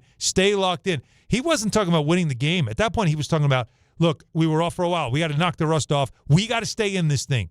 We can't let go. Take this to the end, and at least if we finish the game strong, we can carry it into game two. But he was not letting go. He was refusing to let anybody sort of have that bad body language of, well, I guess we're going to lose this game. Never give in. Yep, that's it. That doesn't exist on the Mets. And chasing stars and bringing up young players is not going to fix it. And again, going back, and I'm sorry, Don, but it's just because it's all coming to me. Who complained? Keith, right? Mm-hmm. Ron. Okay? Who were the leaders back then on those teams that tried to keep that clubhouse together, that were up? We talked about Gary Carter only a couple of days ago. Mm-hmm. These were guys that in that clubhouse were like, this is how you're supposed to play. This is how you win. Hey, Keith got into a fist fight with Darryl Strawberry on picture day. Yeah, because there was a standard, something he believed in, that he believed in enough to say, I've had it with you. You need to know about this. Now, the Mets don't have that. Now, I know the Yankees haven't won, but I was having this conversation with Jake Asman at the last Knicks home game. Okay. He came. We were both in the suite, and he was telling me that he's a Jet fan, Knicks fan, Yankee fan, and an Islander fan. Those are his teams. Okay. And I was like, isn't it nice to know, even though the Yankees haven't really only won once in his memory, right? Because he's a young kid. They're the one organization, the only one in town, and certainly the only one of the teams that he follows, that never embarrasses you. They never embarrass you. They're always good. They may not win, but they're always good. That's part of the culture of not ever bottoming out. I know Yankee fans don't appreciate it because it's all about the ring. But what Alan just talked about, addressing a non-Yankee type thing because it's about winning. They haven't gotten the ring yet, but there's something to be said. Of all 9 professional sports franchises, WNBA and MLS aside, is that every one of them at some point embarrassed you. Giants, Jets, Islanders, Rangers, Mets. Nets, all embarrass you. Yankees don't. Because there's a culture there. They just haven't gotten over the top. I long for that culture, Peter. I long for my team to not embarrass me. And they just continually get it wrong all the time. Now, Carlos Mendoza, I guess after all this stuff was talked about today, now we have to new address. words. Okay. Because now, he was called out by his own network about the coaching staff's message getting through to the players following the Peterson failed play. Here's Carlos today. No, not at all. I mean, you hate to see it, obviously. Can't happen.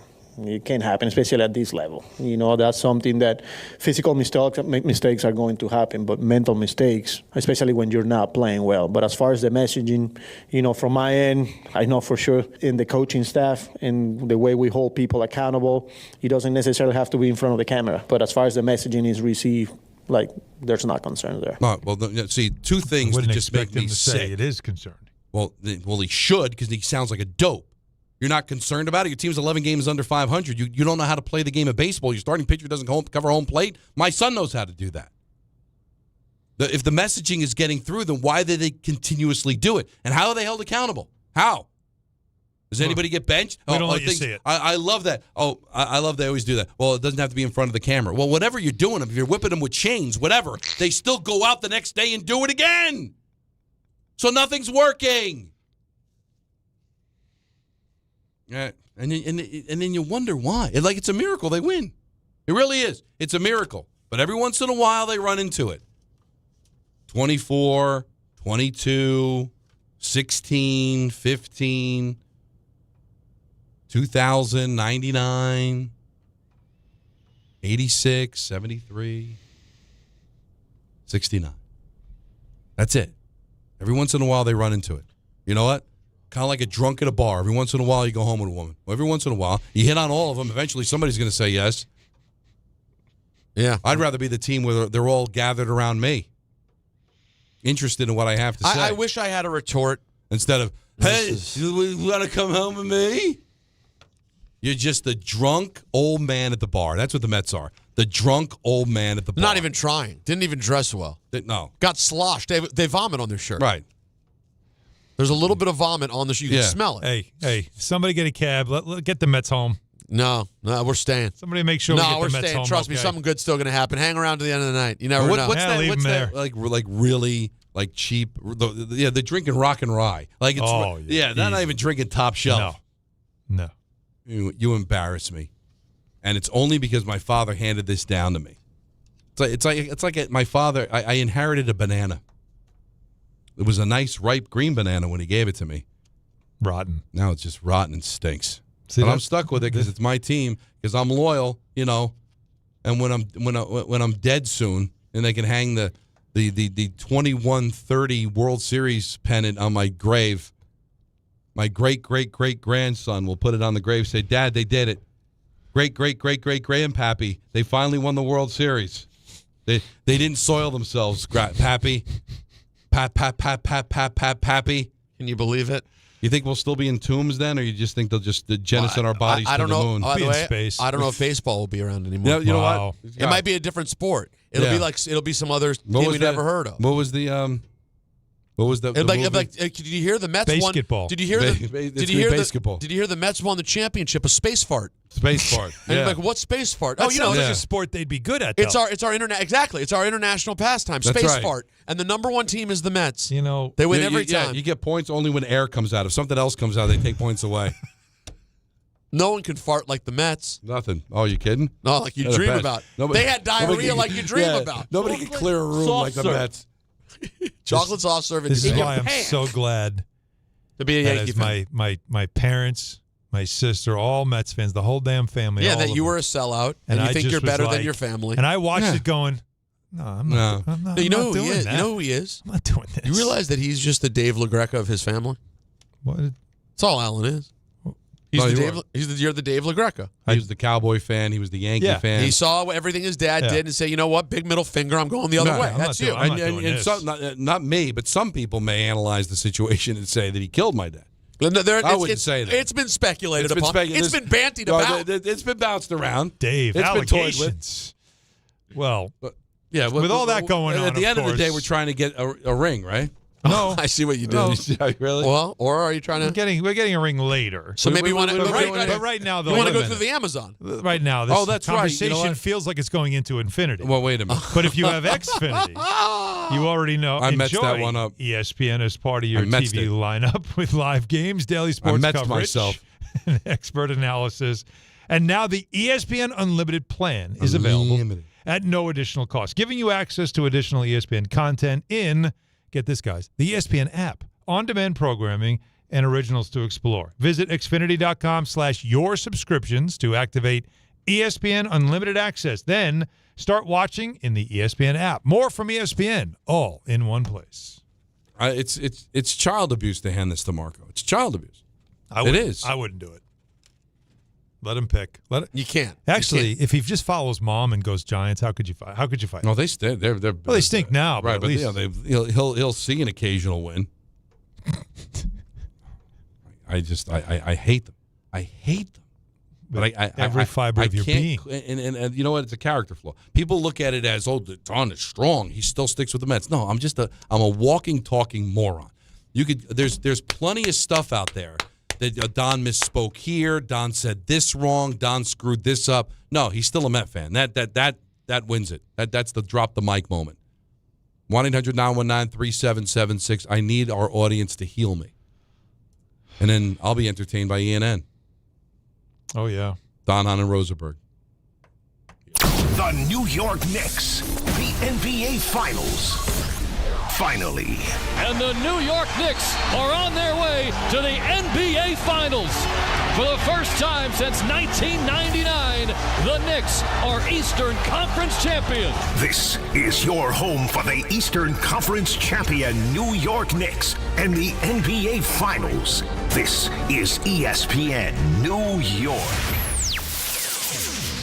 Replacing your home's AC system isn't exactly pocket change. Let's be real. Most people don't have thousands of dollars just lying around. And that's why Slomin's makes staying cool affordable. Right now, Slomin's central air conditioning makes it easier than ever to upgrade without blowing your budget. Get 0 down, 0 payments, and 0% financing for up to 18 months. Plus, every new system comes with a 5-year all-inclusive service plan, including annual system maintenance, filter replacements, and refrigerant. So there are no surprise costs down the road. Whether your system is outdated, your electric bills are through the roof, or your AC finally called it quits, Slomin's has a solution that works and a payment plan that actually makes sense. Call 516-932-7000. That's 516-932-7000. Or visit ac.slomans.com to schedule your free estimate today. Slomin's Central Air Conditioning. Because comfort shouldn't come with a price you can't afford. 18-month promo period. No payment, no interest, and no down payment offer. The offer is available through a third-party bank. On approved credit, interest is waived if loan is repaid in full during the same as cash period. Terms and conditions apply. Now let's take a look at the traffic with Brandy Scott. Thanks, guys. We've got the Mets home tonight in Queens and a rough ride on the Grand Central eastbound if you're heading that way. Big crash by LaGuardia blocking 2 lanes. Delays go back onto the Bronx and Manhattan legs of the Triborough Bridge. Whitestone Bridge just a little bit sluggish across the span from the Bronx side. After that, free and clear on the expressway southbound heading over to the stadium. Still your worst ride to the outbound George Deegan southbound. A crash on the ramp to the Cross Bronx involving a tractor trailer. Crawling there from the Mosholu on down. Better at the inbound George. Upper deck just about 5 to 10 from 80-95. Outbound Lincoln Orinnia 20 to 30. Outbound Holland close to a half hour. This report is sponsored by True Green. True Green, don't waste another weekend doing lawn care yourself. Partner with the official lawn care treatment provider of the PGA Tour and get a golf course quality lawn the easy way. Sign up today at truegreen.com. I'm Brandy Scott on 880 ESPN New York. Monkey Sports, built by players for players, is your one-stop shop for hockey, baseball, lacrosse, and more. Find top-name equipment and expert in-store services like sharpening, break-ins, and relacing. Shop in-store at Monkey Sports in Farmingdale or Woodbridge or online for all the top brands. Whatever your sports, Monkey Sports gets you game ready fast. Monkey Sports, where athletes shop. Partner with Amazon Hub Delivery to earn extra revenue for your business with your business. Assist with local Amazon deliveries and get paid for each package you deliver. When you become a partner, you and your staff will deliver packages to customers in your area on a schedule that works for you. You'll gain extra revenue, increase exposure for your business, and connect with your neighbors. Plus, it's easy to get started with no delivery experience, long-term contracts, or startup costs required. If you're interested in learning more, visit Amazon.com/Hub Delivery. That's Amazon.com/HUB Delivery. At City Harvest, we believe no New Yorker has to go hungry. With your help, we're on the road 365 days a year, rescuing over 77 million pounds of nutritious food and delivering it free to millions of New Yorkers, transforming surplus food into sustenance, sustainability, and smiles, rallying thousands of New Yorkers to power a network of nourishment across our city. One day, one meal, and one New Yorker at a time. That's how we feed good. Donate at cityharvest.org. My dad passed away unexpectedly. Of course, it was awful in every way, but we are very grateful that he had life insurance. So even after he was gone, he was still able to provide for us. And that's why I have life insurance for my family. Ethos.com. They make it fast and easy to get covered. It's 100% online. You get a quote in seconds, and you can apply in minutes. You get covered the same day. Get your free quote at ethos.com/game. That's ethos.com/game. Paid spokesperson. Time spent on application may vary. Online health questions required. Rates may vary. Pros, save more on the materials you need to get the job done, inside and out, at Lowe's. Right now, get 10% off in-stock Trex Naturals decking, now available in more styles. Plus, get 15% off select custom entry, interior, and storm doors. Then, we'll deliver it all straight to your job site to help keep your jobs moving. Get the brands pros trust, priced right, and ready when you need them. Our best lineup is here at Lowe's. Valid through 5/27. While supplies last. Selection varies by location.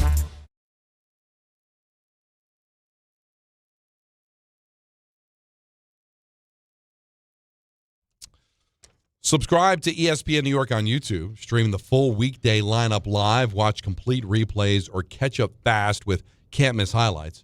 Jump into the live chat, react in real time, and make your voice part of the show.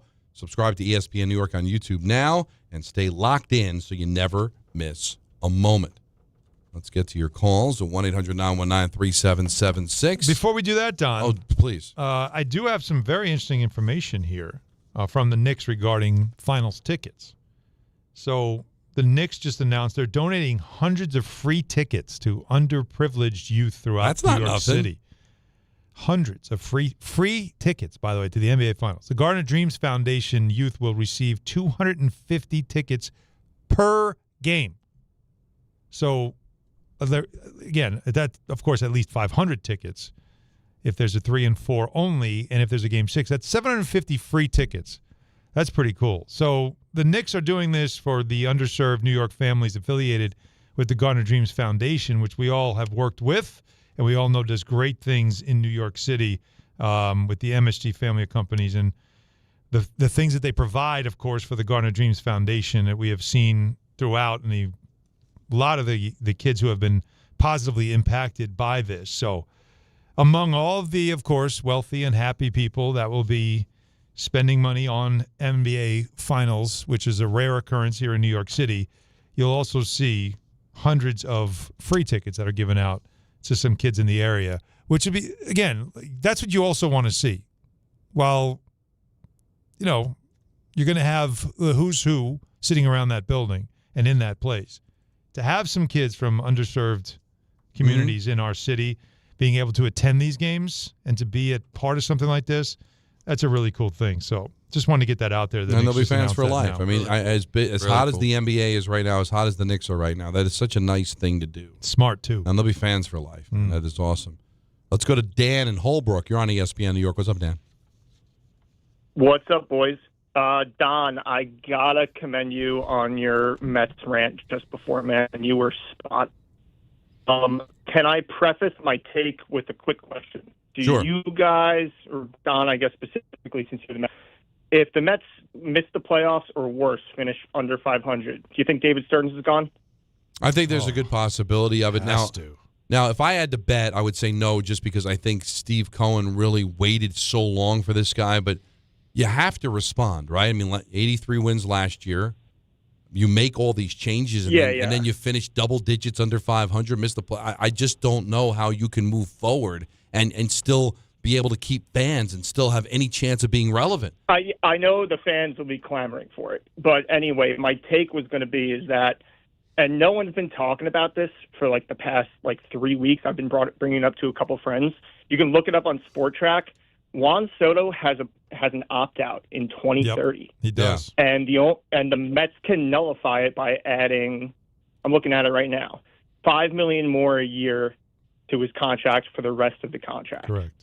So is I willing to kind of bet the house that Juan Soto is not going to play out his 15-year contract with the Mets, especially if David Stearns is gone, and then you throw in the wherewithal of a looming CBA negotiation next season. I don't know what to expect, but if they don't bounce back this year, I really don't know what the future of this and the funny thing, Dan, I know Soto got hurt, but he puts up numbers. He does, and I'm not saying that he's the reason they're in the situation that they're in, but it's not helping. There's no leadership there. Let's not forget about the rift he has with Lindor, who's still under contract for another 7 years. Like at some point, you just say, you know what, this isn't working. I'm not going to give you a raise. And if 2030 we're not any better, maybe we part ways. But he brings up an interesting point. I mean, would Cohen fire Stearns? I if I had to bet, I'd say no. I think he'd probably try to be patient, but dude, I don't know how you look at this and go, this isn't working, man. It's just not. I would think it's something like you got to realize that you made major moves 2 years plus a trade deadline, and none of it worked. And the only thing that has worked was the obvious one, which is, of course, Soto. Yeah. That one was, you and I could have made that happen. So how do you not? And then realize your culture is dead. No, it's not dying. It's dead. You know what I would do? And this is not my money. This is one more thing. Mm-hmm. I got to remind everybody, this is not isolated to this season. Dom, this was happening August and September last year. They were a dead stick at the end of the season. That's why he made the changes. Yeah, but that's the thing. You change the players, and the culture's still the same. Yeah. Something else is wrong in that place. Now they're going to tell you they had injuries. Stop with the injuries. Stop okay, it. these guys Everybody weren't has hitting injuries. anyway. All right, Polanco hasn't worked out. Simeon hasn't worked out. No. The only thing I can say that really has kind of worked is it looked like Clay Holmes moving him to be a starter worked. But and then he got hurt. Kimbrel's doing okay now. But even the things but the thing is, you have to score those things. Like when something starts to work and the one that starts to work gets hurt, it didn't work. It didn't work. Right. That's the only way to score. Let's not make injuries always No, be and we haven't with the Yankees, have we? I've blamed the Yankees for their injuries. I said at a certain point, year after year, you have injuries to key players. Whether it's your training staff or the players you're deciding on, you're getting it wrong. So it is what it is. Losers lose and winners win, right? It seems like the losers have the injuries that are catastrophic. The winners find a way to overcome it and make it part of, the allure of their season. It's enough already. Again, it's not my money. He would never do this. But if I was Steve Cohen and I really cared about winning, and I'm a billionaire, how many times over? The whole talk about why Theo Epstein is not an option to run the team is because he wants ownership. You know what? I'll give you 10%. I'll give you a piece of the team. Might need more. Help me out. Might have to give up half. If I'm Theo, because I believe he's back with the Red Sox, but I think that's where he is. If I'm him, and I'm going there. Like, first of all, nothing's going well in Boston either, by the way. But no, but he's not making all the decisions there. Yeah. And he did slay the Dragon in Boston and Chicago. And Chicago, the two places that they didn't win in a century. He's a senior advisor. You said in part. He's part owner of the Fenway Sports. Part owner of the Fenway Sports. So he's part of the whole. He's Fenway Sports. Okay, so he's got the NASCAR, soccer team, soccer. There's a lot of stuff. I think he's got Liverpool involved in there Yeah, too. so he's not going anywhere. So he's that's why I said you'd have to do more than 10%. But and the other thing too is he's married to David Stearns, right? Again, no offense to Steve Cohen. He's not a baseball expert. He's not a baseball savant. Who alerted him to Stearns? He didn't fall in love with him watching it. He wasn't sitting there at his satellite dish at home going, wow, this Brewers team's really good. Who runs them? I want that guy. I'm sure somebody whispered in his ear, who is that somebody? And stop talking to him. How about that? Yeah, who's giving him advice? Yeah. Well, who's the Isaiah Thomas in his ear, right? Who is that guy? Wow. Right? Remember all those years? That's a classic reference. So, who's the guy whispering in Cohen's ear? Go get that guy. That's a classic Oh, my reference. God. Wow. Guys, this just in officially. All right. In our quest to have big-time Knicks alum and fans as a part of the program, I know this is going to disappoint John Winthrop, who would prefer that we do a can you give me a Eddie Curry? He would prefer a phoner with Eddie Curry. Okay. But tomorrow we're going to have the Oscar winner, Mark Bronson, in studio. In studio. You know who's all of a sudden interested in Don on Rosenberg tomorrow, right? That's right, Nancy LaGreca. Yeah, her husband's on it 4 hours a day. She But you know doesn't what? care. She'll Hello. He's a tall, handsome drink of water. Yeah. And we know how Nancy makes her choices. I love it. Shut up, Marco and Jalen. I'm putting on 880. Be quiet for a little bit. Watch it on YouTube. She's going to be watching on YouTube. So, no, Ronson is a big-time, long-time, grew up in New York City Knick fan. He's been, the other day, he actually, it plays right into the conversation we had. I think he posted on Instagram that he said, I'm dusting this off, and it was like his 99 Eastern Conference champions hat. All right. Let me take a gander at this. See the no, he's the real deal. Remember, I went with him. He took me to the playoffs last year. I know. And I ran. Well, actually, that was my big... No, it was that was my flex moment when I left him and Peter at security and I just waltzed into the building. Yeah, remember that? We were Alan, stuck. that was a big moment for me. I don't get very many. Yeah, look at the but picture. That was my You see moment. the first picture he has? It's he's got a picture of him wearing the NBA Finals hat from '99. The '99 Finals hat. He said waited 27 years to wear this hat again. Told you the '90s are back. Yeah, he's wearing some sort of Knicks jersey from that era. But no, he's a big fan. And that must have been on my TV during COVID 100 times a day. Kids love the video. He's sitting on the car. It's listen, he's had a good run of it, Mark, the last lifetime. He's been doing it. He's the last, I mean, listen, but just to give you like a little bit of prep, and I think I've told you this stuff, but like in terms of his connections to music, of things that you'd be interested to talk to him about, because obviously this is under the guise of the Knicks. But Alan, Don, when he starts catching wind of some of the things that he's like connected to, his stepdad's in Foreigner, right?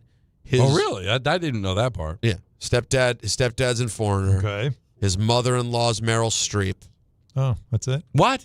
Yeah, his mother-in-law's Meryl Streep. Mm-hmm. Is she around? His kids are Meryl's grandchildren. Would she be around? I'm not going to ask. Do you want me to say, can you bring the mother-in-law to the program? And is she in on the Knicks? She could be a Knicks fan. She could be. She's been a lot of time here for a long time. Come on. She actually we love sang. us some I forget what game it was. She sang. What do you mean? I think no, it might be. I'm confusing her with Glenn Close. Oh, that's no. my fault. Oh, no. Because Glenn Close sang the national anthem in the Met game. It's way better than James. No, Brolin. they're contemporaries. No, Glenn Close and Meryl Streep is fine. That's they're right. contemporaries. Yeah, shared Meryl the screen Streep. Well, no, before. she's too busy. She's probably still promoting The Devil Wears Prada too, right? That's right. She got a big one out so there. That, right now. I'm going to say Come that's on the the show. reason she's We'll not going to join. We'll promote the movie. What are you talking about? You need a little love? Tell you what, I know our audience. They're going to see You that. think this demo is watching that movie? They're We're locked going to make in. them watch now. You know who's in that? Go ahead. Karl Anthony Towns. He has an appearance? Yes. Really? Yeah. We have to ask Mark about that. I wonder if he was aware of this because he's a big fan. Mark Ronson when he was a kid, his best friend was Julian Lennon. Stop it. And that's a drop by proxy, but no, I love he one night hanging out at their apartment building. Whatchamacallit, where was the building where John Lennon was killed? The Dakota. At the Dakota. Central Park West. Hanging out at the Dakota with Julian Lennon. Michael Jackson came over. He threw water balloons out the window at people with Michael Jackson as a kid. This is what his life was. Right. We might get to some. No, Knicks. we're going to try to get Knicks. We're going to try to get some Knicks in, but you know what? Too many There's a lot of stories stuff. there already. So what time tomorrow? So we're deciding based on his schedule, 3:30 or 4:30. Right. So one of those times in studio. tomorrow. All right, we're looking forward to I that. love this. More calls, 1-800-919-3776. It's the last call crew, guys, because at that point, we got to shift gears and go over to ENN, but you got something, Alan. Yeah, it certainly rings a bell, does it not? I see what I did there. You see what I did there? Yes, of course. This is the time of year everybody wants to update and upgrade their homes, right? You got a project you want to do at your house. I want to tell you about Rings End. I have a project going on. It will be starting soon. It was supposed to start already, but, there's a little thing getting in the way called the NBA Finals. So, we have to hold off. But still, we are working, my contractor and I are working with Rings End because they work with pro contractors who build and remodel for a living. See, the pros trust them, so I trust them, and I'm letting you know that you can too. They have premium brands in windows and doors and decking and paint and lumber and kitchens and everything you would need to update and upgrade your home. They have built-to-last high-end product lines that all the contractors rely on. Just ask them. So they're not a national chain now. Just so you know, they have regional expertise. They know the area well. They have 8 full-service lumber yards in Connecticut and Westchester County and 12 freestanding paint centers as well. It's a family-owned and operated company since 1902, and Rings End is a company that you can trust. If you can't make it to a store, by the way, simply go to ringsend.com. You can shop online at ringsend.com. Don, Hahn, and Rosenberg until 6:30. Then it's Mets on ESPN New York. The Garden waited. I think of the fans. They are just the best fans and the most loyal, and they've been through so much. New York waited. The 27-year wait is over. They will play for the Larry O'Brien Trophy. The finals are here. They haven't just been good. They haven't just been dominant. The Knicks have been completely unstoppable. This is your home for the Eastern Conference champion New York Knicks and the NBA Finals. This is ESPN New York. D'Agostino, law, bite back. Did you know that Social Security disability takes a bite out of every one of your paychecks? So when they deny your claim, bite back. I'm John D'Agostino from D'Agostino & Associates, and I'm proud to announce our first ever Social Security Disability Webinar. It's happening on June 3rd at 1 o'clock. In just 1 hour, you'll learn your rights, understand the appeals process, and find out how our experienced SSD attorneys can help you get the benefits you've earned. Spots are limited, so don't wait. Register now by calling 1-800-BITE-BACK, 1-800-248-3222, or go online to daglawteam.com/SSD webinar. That's daglawteam.com/SSD webinar. D'Agostino Law is here to bite back, to fight back, to get you the SSD benefits you've earned. Register today at 1-800-248-3222. Calling all Hoops fans, are you ready for the NBA playoffs? Get in on the action throughout basketball's most exciting time of the year with BetMGM, an authorized gaming operator of the NBA. From same-game parlays to live bets, you can call your shot during any play. Rooting for your favorite players? You'll find all sorts of markets for betting on any star's performance on any given night of the playoffs. Don't miss a single highlight or buzzer-beating shot by getting all your picks in with BetMGM. Ready to shoot your shot? Download the app today. Make your bets and experience the thrill of the NBA playoffs like never before. BetMGM. Make it legendary. BetMGM and GameSense remind you to play responsibly. See BetMGM.com for terms. 21 years of age or older to wager and physically present in New York only. Subject to eligibility requirements. Rewards vary and expire in 7 days. Gambling problem? Call 877-8-HOPE-NY or text HOPE-NY 467-369. The New York City Department of Correction offers countless career opportunities, from specialized units to leadership roles that support public safety and change lives for the better. It starts with one step: registering for the New York City Correction Officer exam. Earn over $109,000 after just 5.5 years. Benefits on day one, job security, pension at any age after 22 years of service. Go to nyc.gov/joindoc or search Join DOC. One career, many opportunities. Registration ends Friday. Take the test. Texting enrolls you in a recurring automated marketing text messages. Consent not required to purchase. Message and data rates may apply.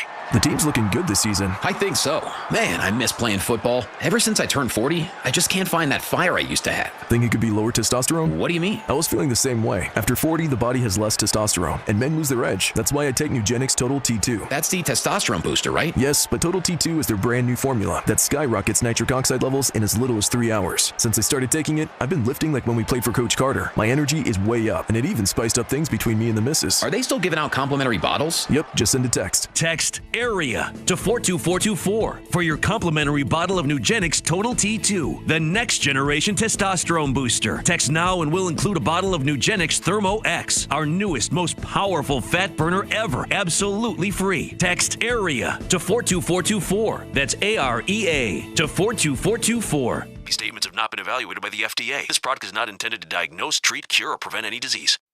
For the first time since 1999, the Knicks are headed to the NBA Finals. And the 27-year wait is over. They will play for the Larry O'Brien Trophy. 4 wins away from an NBA championship. This group got tighter and more accountable as the days got closer to June. Thanks to all our New York Knicks partners this season, including New York Presbyterian, NYC Department of Corrections, Boost Mobile, and the Parisman Firm on ESPN New York.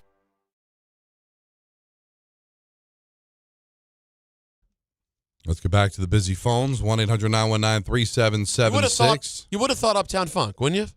That's what I would have thought. For a guy who hits it out of the park with the most random songs that make sense.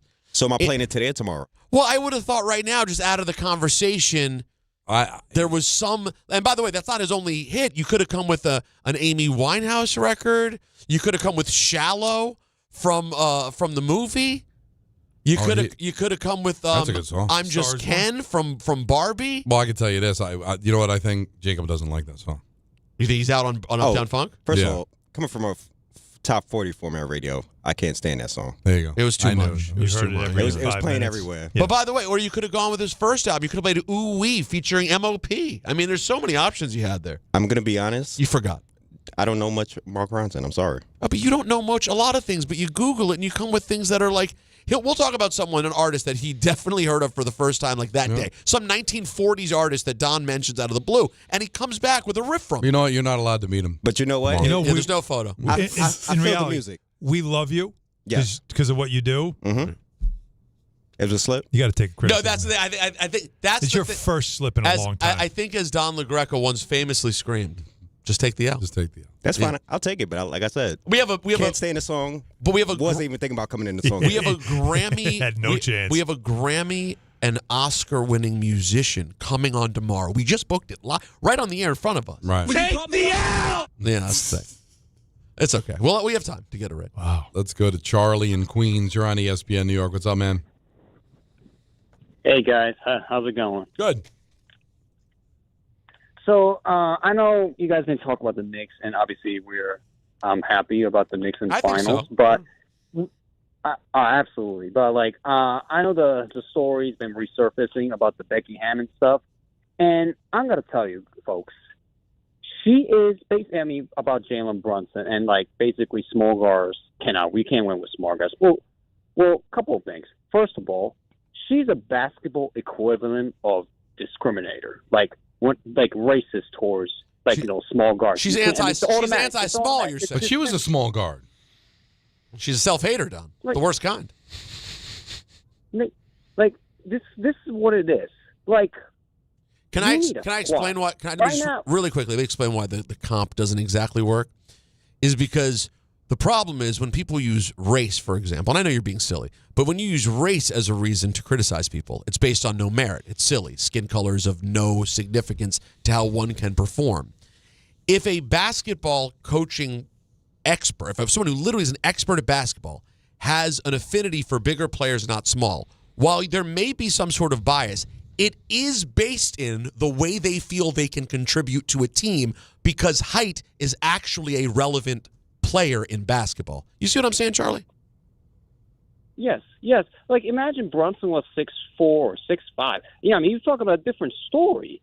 And that's the fact that it's all about the team. And you got, I mean, this team, I mean, right now, the Knicks have a squad. Like, you got the wings they needed. You got the center in Towns. You know, they got the bench finally. She said this 2 years ago when they didn't look like this.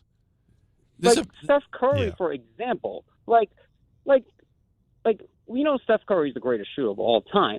Like, I mean, the significant wins of Steph Curry is like a last championship. The middle two, who did they have? Like Chico Durant. Like, those are the things. Like, it's not about one person in basketball. Like, you got LeBron James during his prime. You put him on the squad, he's damn good. You could play a title contender. Like, it's like in baseball. Like, I mean, Aaron Judge. Charlie, I don't know what the hell you're talking about. I don't know if he's for it, against it. I'm not even sure what you're talking in circles. Don, you know what? I think I speak for everyone when I say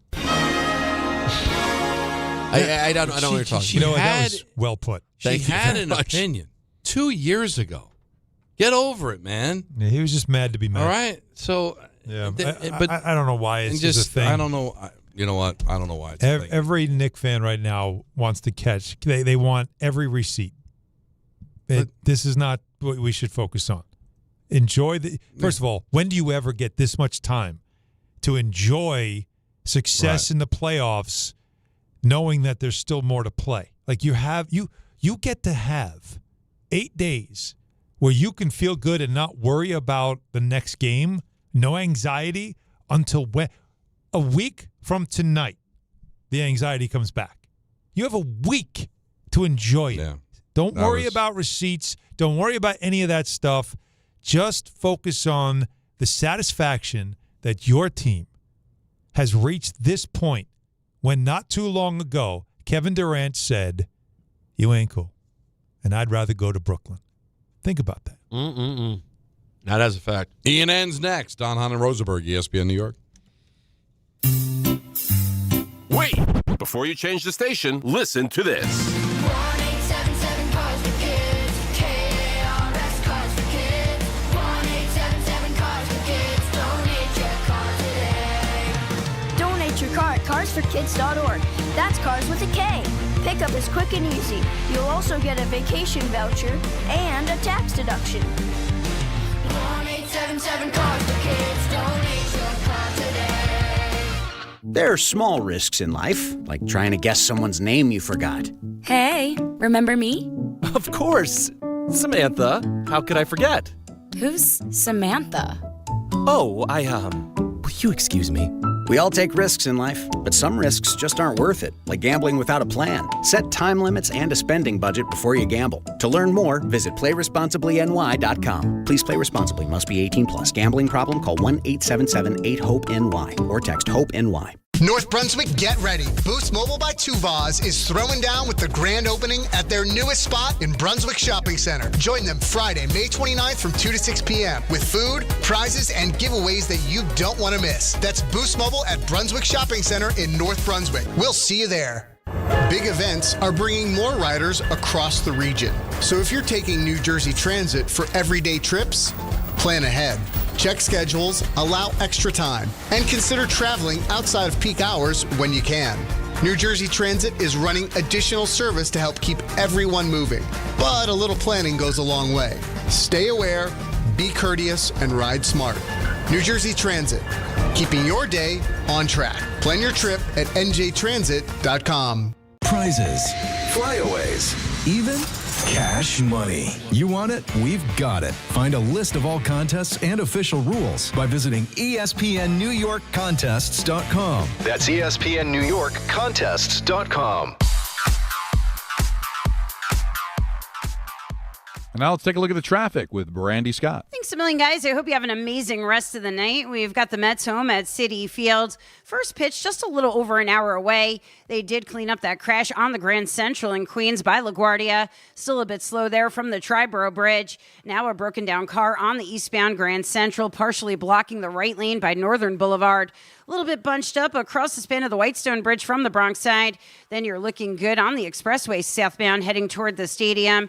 New York Liberty home at the Barclays in Brooklyn. Your typical slowdowns on the BQE approaching Atlantic Avenue. Westbound especially tough. Bumper to bumper there from the LIE. Inbound George just about 5 to 10 for the upper deck. Still your worst ride to the outbound side. Deegan southbound. We've got this collision on the ramp to the Cross Bronx involving a tractor trailer. Long line of brake lights from the Mosholu on down. Outbound Lincoln Orany about 5 to 10. Outbound Holland 10 to 15. I'm Brandy Scott on 880 ESPN New York. If Twisted Tea Hard Iced Tea was your best friend, it would be the kind of friend that starts an impromptu dance party in the supermarket aisle that turns into an all-day pool party rager at your place, and you don't even own a pool. Twisted Tea Hard Iced Tea turns any day into a legendary adventure. It's smooth and refreshing real iced tea with just the right kick of alcohol. Twisted Tea Hard Iced Tea. Keep it twisted. Twisted Tea Brewing Company, Cincinnati, Ohio. Please drink responsibly. A small business affirmation from Progressive. Food truck owners, today business will be booming. People will love your new menu and not make special orders. You will not roll your eyes when someone calls it a quesadilla. You will also switch to Progressive to get 30 customizable coverage options and restore your inner peace. See if you can save in as little as 8 minutes at progressivecommercial.com. Progressive Casualty Insurance Company and Affiliates. Coverage is not available in all states or for all vehicles and covered selections. This is your home for the Eastern Conference champion New York Knicks and the NBA Finals. WHSQ and WCBS-FM HD2, New York. This is an ENN special report. Now reporting. The very handsome Jewish man, Peter Rosenberg. We should talk some sports. Do what you want. It's ENN.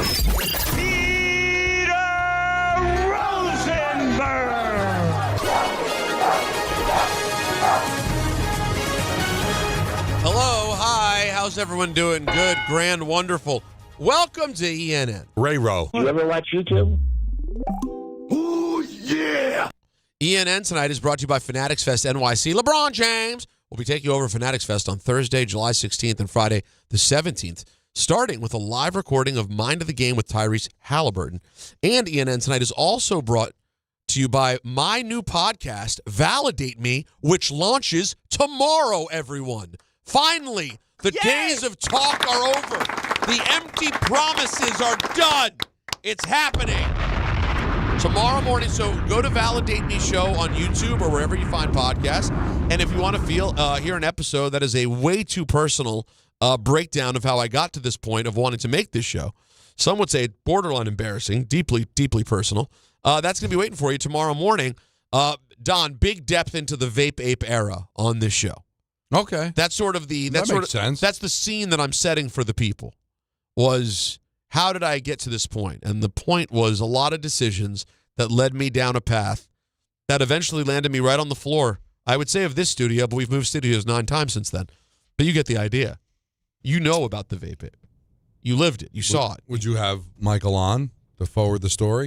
You Because mean- he was the one who called you out and really, honestly, handled it poorly.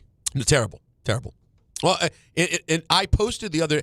You know what? I got a little story for you to get you ready for Validate Me. Mm-hmm.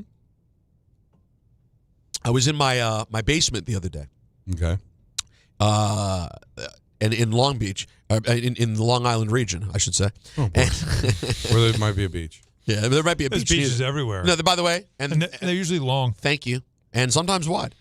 And I was looking through some stuff, and I saw this couple of envelopes. One was a card from RJ Santillo. Nice. And it was for my 40th birthday. And it was the sweetest, most thoughtful card about, like, I know life this year has not been what you planned, and this wasn't, blah, blah, but X, Y, and Z. RJ. Mhm. Kind of salty. Very thoughtful. And then I found a similar card from Donald Marco. Look, Rick. Oh. Look at that. Did you see? By the way, did you see the look of pleasant surprise and satisfaction on Don's face? It's like he just found out he's a good guy. Like, Don, did you know? You don't remember this. You're a really good guy. I was 7 years ago. If it was going a day. on 7. It's July. I will be 47, and this was my 40th birthday. And at 39, at my 39th birthday, I was married. I was on the verge of having kids. You were hearing the whole story leading up to it. And then here comes October 2018. In one day, everything blows up, and I become the vape ape. And by my 40th birthday, I had dinner. My 40th birthday was dinner with my parents and my brother at Carmine's on the Upper West Side, just the four of us. That was it. I went from this, you think like, I'd been married at that point for 6 years. I'd been with my partner for 13 years. The idea of like it's my 40th birthday and it's just me and my family of origin. Actually, I forgot to say this in the opening episode. It's a good antidote. It was a crazy, crazy time. But Don, you were there. And then I found a card from Michael. Just kidding. No, I didn't. Because he's dead to me. No, Michael was fine as time went on. He just said, I believe 2 weeks had passed. He thought it was tough love. Like, I think he meant well. He wanted to give Peter this. Like, let's go. No, he did it. He didn't want to do it. He did Snap it. out of it type but of I thing? think I'd that say he gave me a good 10, 11 days. Slapped you around? Did you aggravate him to the point where he felt like doing that? Yes, but I think it came from a place of, I want you to get better. Well, it felt like at the time, I think you're right. I honestly think you're right. At the time, it felt like it's what the drop is.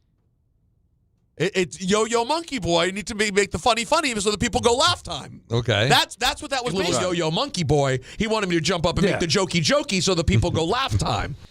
And I was too depressed. I was too depressed. I wasn't doing my funny Freddie. I wasn't doing any of my tricks. Now, the reason Michael had no empathy for Peter is because he has said many times that if Jody ever cheated on him, right, he would take the kids and he would change all the locks, and it would be over. I've had to inform him. And then within days, he'd be dating again and go back to the rotation, and as if there'd be no emotional attachment at all. It would just be done. He didn't understand what, so he was like, get a room at the Plaza, have a good time. Yeah. What are you doing? His brain didn't fully compute. And I think this was really hard for something that was hard for Michael. He couldn't conceive of that the same person who would be capable of doing dumb things that you could put your marriage in peril could also be someone who would be heartbroken by the marriage ending. Those things don't compute in his brain. It's like, well, if you care about your marriage, you don't do the thing. And if you did the thing, now you don't have a marriage. So he's a black and white kind of guy, like the cookie. You know what I mean? Yeah, it's like if the batteries die in the remote, you throw the batteries away. What's the problem? And then you put new batteries in. The remote isn't going to work itself. Don't cry about it. Are you going to cry about it or just get a new remote? Buy a new TV. So anyways, hijinks like this and much more on Validate Me, episode 1. Again, wherever you find podcasts, check it out. I'd like to start off tonight by saying good evening to Don. Don't do early at 10 o'clock at night. Who do I look like, Alan or Don? I know how to get on from anywhere. How dare you? Hey, listen, if it's a Friday, you might be the only one on air. Some Peter. get off anywhere. He can get on anywhere. There you go. That was Don's line. There was a lot of jokes happening at one time. Yeah, everybody so was good, it was a free-for-all. Anthony was having a funny joke at your guys' expense. Then Don had a good joke coming back the other direction. There was too much happening. Getting on, getting off. A lot happening. Good evening, Don. That's one of my turn-offs. I'm not going to give you my turn-ons. Please don't. Good evening to Don. I don't have a butt to show off. Good evening to Don. You're just a flat board from your shoulders down to your ankles, just one straight line. Good evening to Don. I've got short legs and I got a long torso. And to Don. I hate you. I hate this team. Hate them.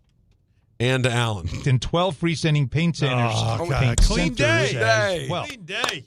Interesting. Got 9 hours sleep last night. You guys, I just want to be clear about where you and I sit in the pecking order. Why is that? We all have done over 3 hours of radio today. Don has 5 different things that were created for posterity to live on. I mean, he did have an epic Mets rant. But only one of the things. I hate you. I hate this team. Hate them. That's the only thing that was from the rant. The rest was just from Don being Don. Just random Donness? Yeah, but it's just to give you an idea of what Jacob and Anthony think of us. You had this. In 12 freestanding paint centers paint centers as well. That's yesterday, and then you have me. Interesting. From 2 weeks ago. That's what we got. Yeah. But Don did have a hell of a program. Don't get me wrong. Very good. Now I was. What is that? What? That. What? That. This? Yes. I don't know what the heck that is. Oh my God! You know what's happening? What? You know why Alan's getting excited about this? No. What is it? It's giving lightsaber. It is. Look at him. Oh Look. my God! Is that what it is? Oh my God! No, it's not. Such a tool. What? That's a tool. Excuse me? It looks like What it. is it? Could be. What does it do? Oh, good Lord. You have a portable tripod? Some people say I am a portable tripod. Is that on episode 2 or? Validate me? Yeah. No, I had this with me What kind today. of podcast is this? I had this with me for the Sports Center. I might just buy that just so I can hold it. So if you look at this thing, this portable tripod, it's an iPhone tripod. I brought it so I could do a little the Sports Center thing. Yeah. Alan sees that it's just like a black cylinder thing, and I know I can see his brain working. He's like, "Is that a lightsaber?" Could have been. You're dreaming life. Where's your Nick? Where's your little Nick toy? Where's your little Nick? Your little Nick poster? What? Your little Nick poster with the lightsaber. Oh yeah. Oh, this is the picture that Gina made, the graphic that Gina made. That you love that. We're gonna see because I know Jalen Brunson is a Star Wars guy. Oh yeah. Is he? Yeah. Big Star Wars guy? Yeah, of course he is. He's a big nerd. Star Wars and wrestling? Stop Man. nerd stuff. I'm serious. So listen, it's one thing to be wrestling. Trust me, I love it. It's me. And it's one thing to be Star Wars. Both is rarefied. And if he's had relations, it's like a Haley's Comet. Oh my God. Happens to be the king of New York right now. I'm saying that he's overcome these deficiencies. Anthony just pointed out in my ear that he's in that category. Star Wars, wrestling, and I think the last one as well. What's the last one? That Don just added. Active. Relations. I mean, I'm Jalen? He's had relations. There's plenty of people child. that are wrestling fans and Star Wars fans that, Had no chance. outside of National Geographic haven't seen a Nick. Nothing. Right. Well, there's the internet now, though. No. Yeah, that is, it's National Geographic great is point. not If where you- you need to go anymore. Well, listen, if you're going to National At a certain Geographic, time. you have a certain fetish. I real quick before we get into today's big sports story, I already told you guys the thing. I'm getting old here. I already told you guys the thing about coming to America and what is this Velvet, right? Yeah. We did What? on the air. I did that, right? You did about that scene? Yeah, we talked about the scene, right? The origin story. Origin story. I don't know what you're talking about. Oh, I didn't tell you this. What is on the that, air, Velvet? Yeah, we didn't tell you about this. All right, real quick. Side note. Sure. I thought I told you, and now it's too late. So if both of you remember that I did, now you have to pretend and just And keep that's going. on It's us. brand I new. don't It's on you. remember it. So when I went to Barry Blaustein's shiva last week, we were talking about me and his family. We're talking about his work that he did, and I said, and they were kind of like talking very casually about about their beloved family member because they've known him forever. About the movies that he made, and he this is a guy. Barry wrote Mr. Robinson's Neighborhood and Gumby. Okay, this is what he Gumby, damn it, those were this is what he created with Eddie Murphy. Brilliant. So Alan, I had to jump in and just say real quick. I just want to give you guys a little bit of context as an outsider, just to be clear. Your Barry, who we're talking about, who we just lost at 71, these aren't like he didn't write some movies. These are some of the most important cultural things that have ever been made. Iconic. We're talking about Coming to America. Mm-hmm. We're talking Boomerang. We're talking Nutty Professor. And I was saying how these things are just part of the lexicon. When people now go Hercules, movies, yeah. It's just built in. So his daughter, Barry's daughter, Casey, who's lovely, weighed in and goes, my dad told me when he was making Coming to America, you're gonna love this, Don. You may get visibly aroused. When my dad was making Coming to America, he called up her poppy, his dad, I guess. Okay. And said, "Dad, what do I say? How would an old Jewish man compliment someone else about their clothing?" And Poppy goes, "What is this, velvet?" And that was literally just their grandfather told him it would be a good thing to say. And now that phrase is literally built into American vernacular. And when people use it, they don't even know why they're saying it. This is beautiful. What is this, velvet? What is this, velvet? It's just built into who we are, like as human. It blew my mind. Like little things like that. You don't think about that a line like that came from a person. No, but if you grew up in New York or this area in the 70s, it just felt right. You had a relative that talked like that. Right. Everybody did. What is this, velvet? This is beautiful. I mean, him being in the barbershop, because by the time Nutty Professor comes around, because Coming to America happened, you can conceive of the fact that he's playing every character. Right. But at the time in which he does it in Coming to America, and him and Arsenio are playing every character in the barbershop. Doesn't make sense. You're like, what am I seeing? All but one, right? There was one. All but one. Yeah, okay. Wanted to make sure I was right. It's tremendous. Did you see AFI? Netflix is running an AFI tribute to Eddie Murphy. Looks like it looks like one of those Kennedy Center honors things, but that the American Film Institute is doing. It looks amazing. Guys, this was a negative thing that we had the fortune of ignoring today because we're talking so much Knicks basketball, and that is that Packers running back Josh Jacobs was released from jail earlier today. After his arrest on several domestic violence charges. Several. Yeah, the investigation remains open and is ongoing. Here is Mike LaFleur. I know there's going to be a lot of questions about Josh. I'm going to stick with the statement that we put out as an organization and just let the process play out. He has to do that legally. Yeah, there's all they can do now is can't comment. Is see what the story is. I mean, but it's not good, though. It sounds cheesy, but like, what else are you going to do? He went to obviously it's bad, Very bad. But you don't know anything. How many yet, counts? So. Do you have the story? I don't see the number of counts. Hold on. There was several. I thought there After reviewing the available evidence in this case, the Brown County District Attorney's Office is not yet prepared to make a formal charging decision. Okay. Our office has requested additional investigation as there's reason to believe that additional evidence may exist that would impact whether criminal charges are appropriate and what charges would be issued.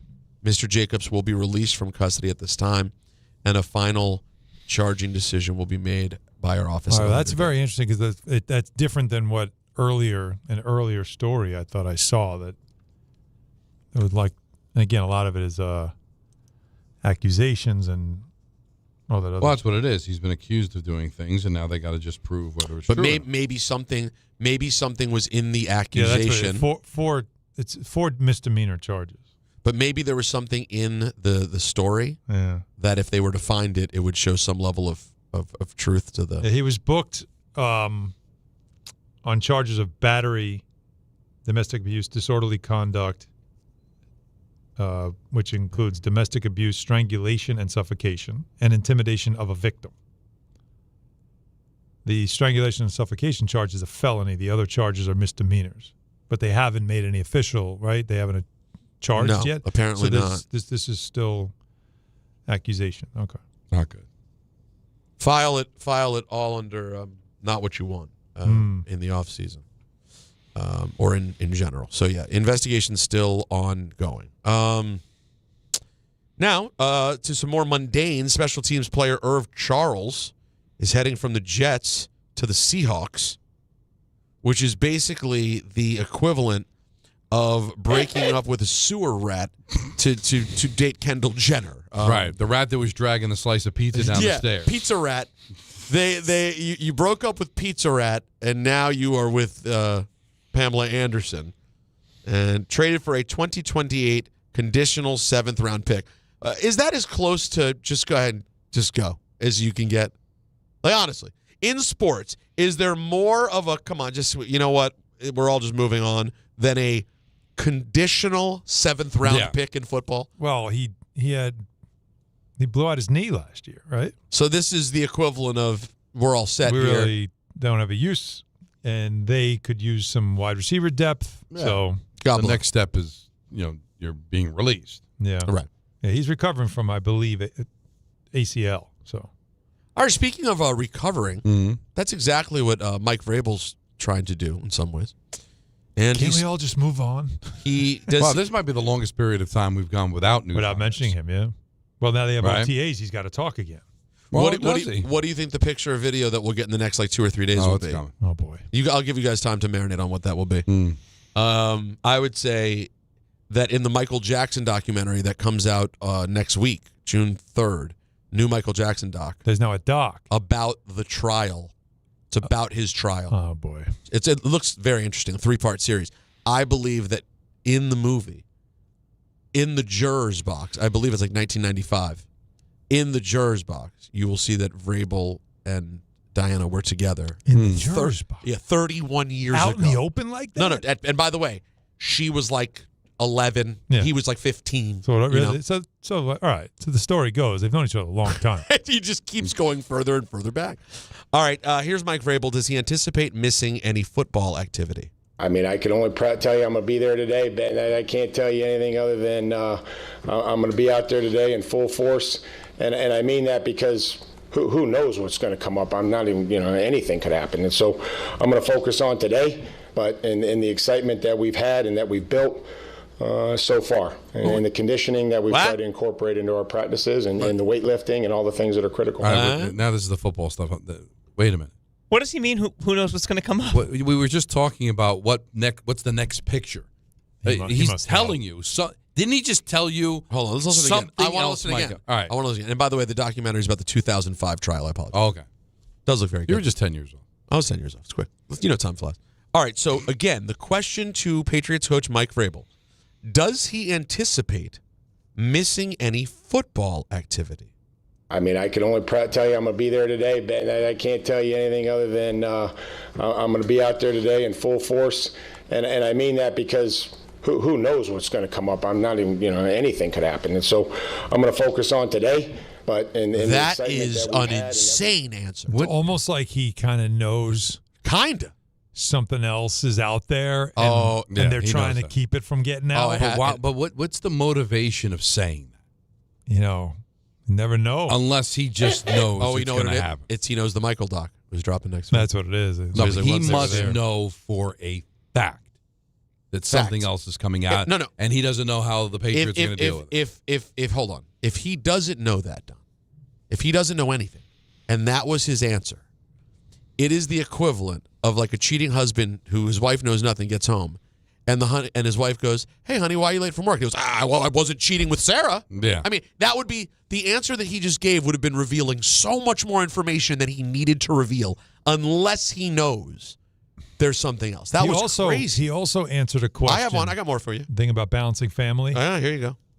Exactly that. We all have to deal with things, outside of here. And my focus and obviously the excitement that I have for coaching is what is most important right now. Well, he added, when he was asked, how would you describe the balance of football and family right now for him?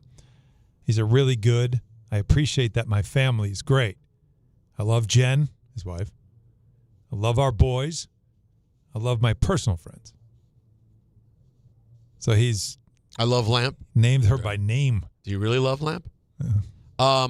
But you could love her. Let me ask you. Let me say this though. So we make a lot of jokes here because it's hard not to because the story's kind of been so ridiculous. This isn't funny though. But in all seriousness, I know I was talking about my podcast earlier.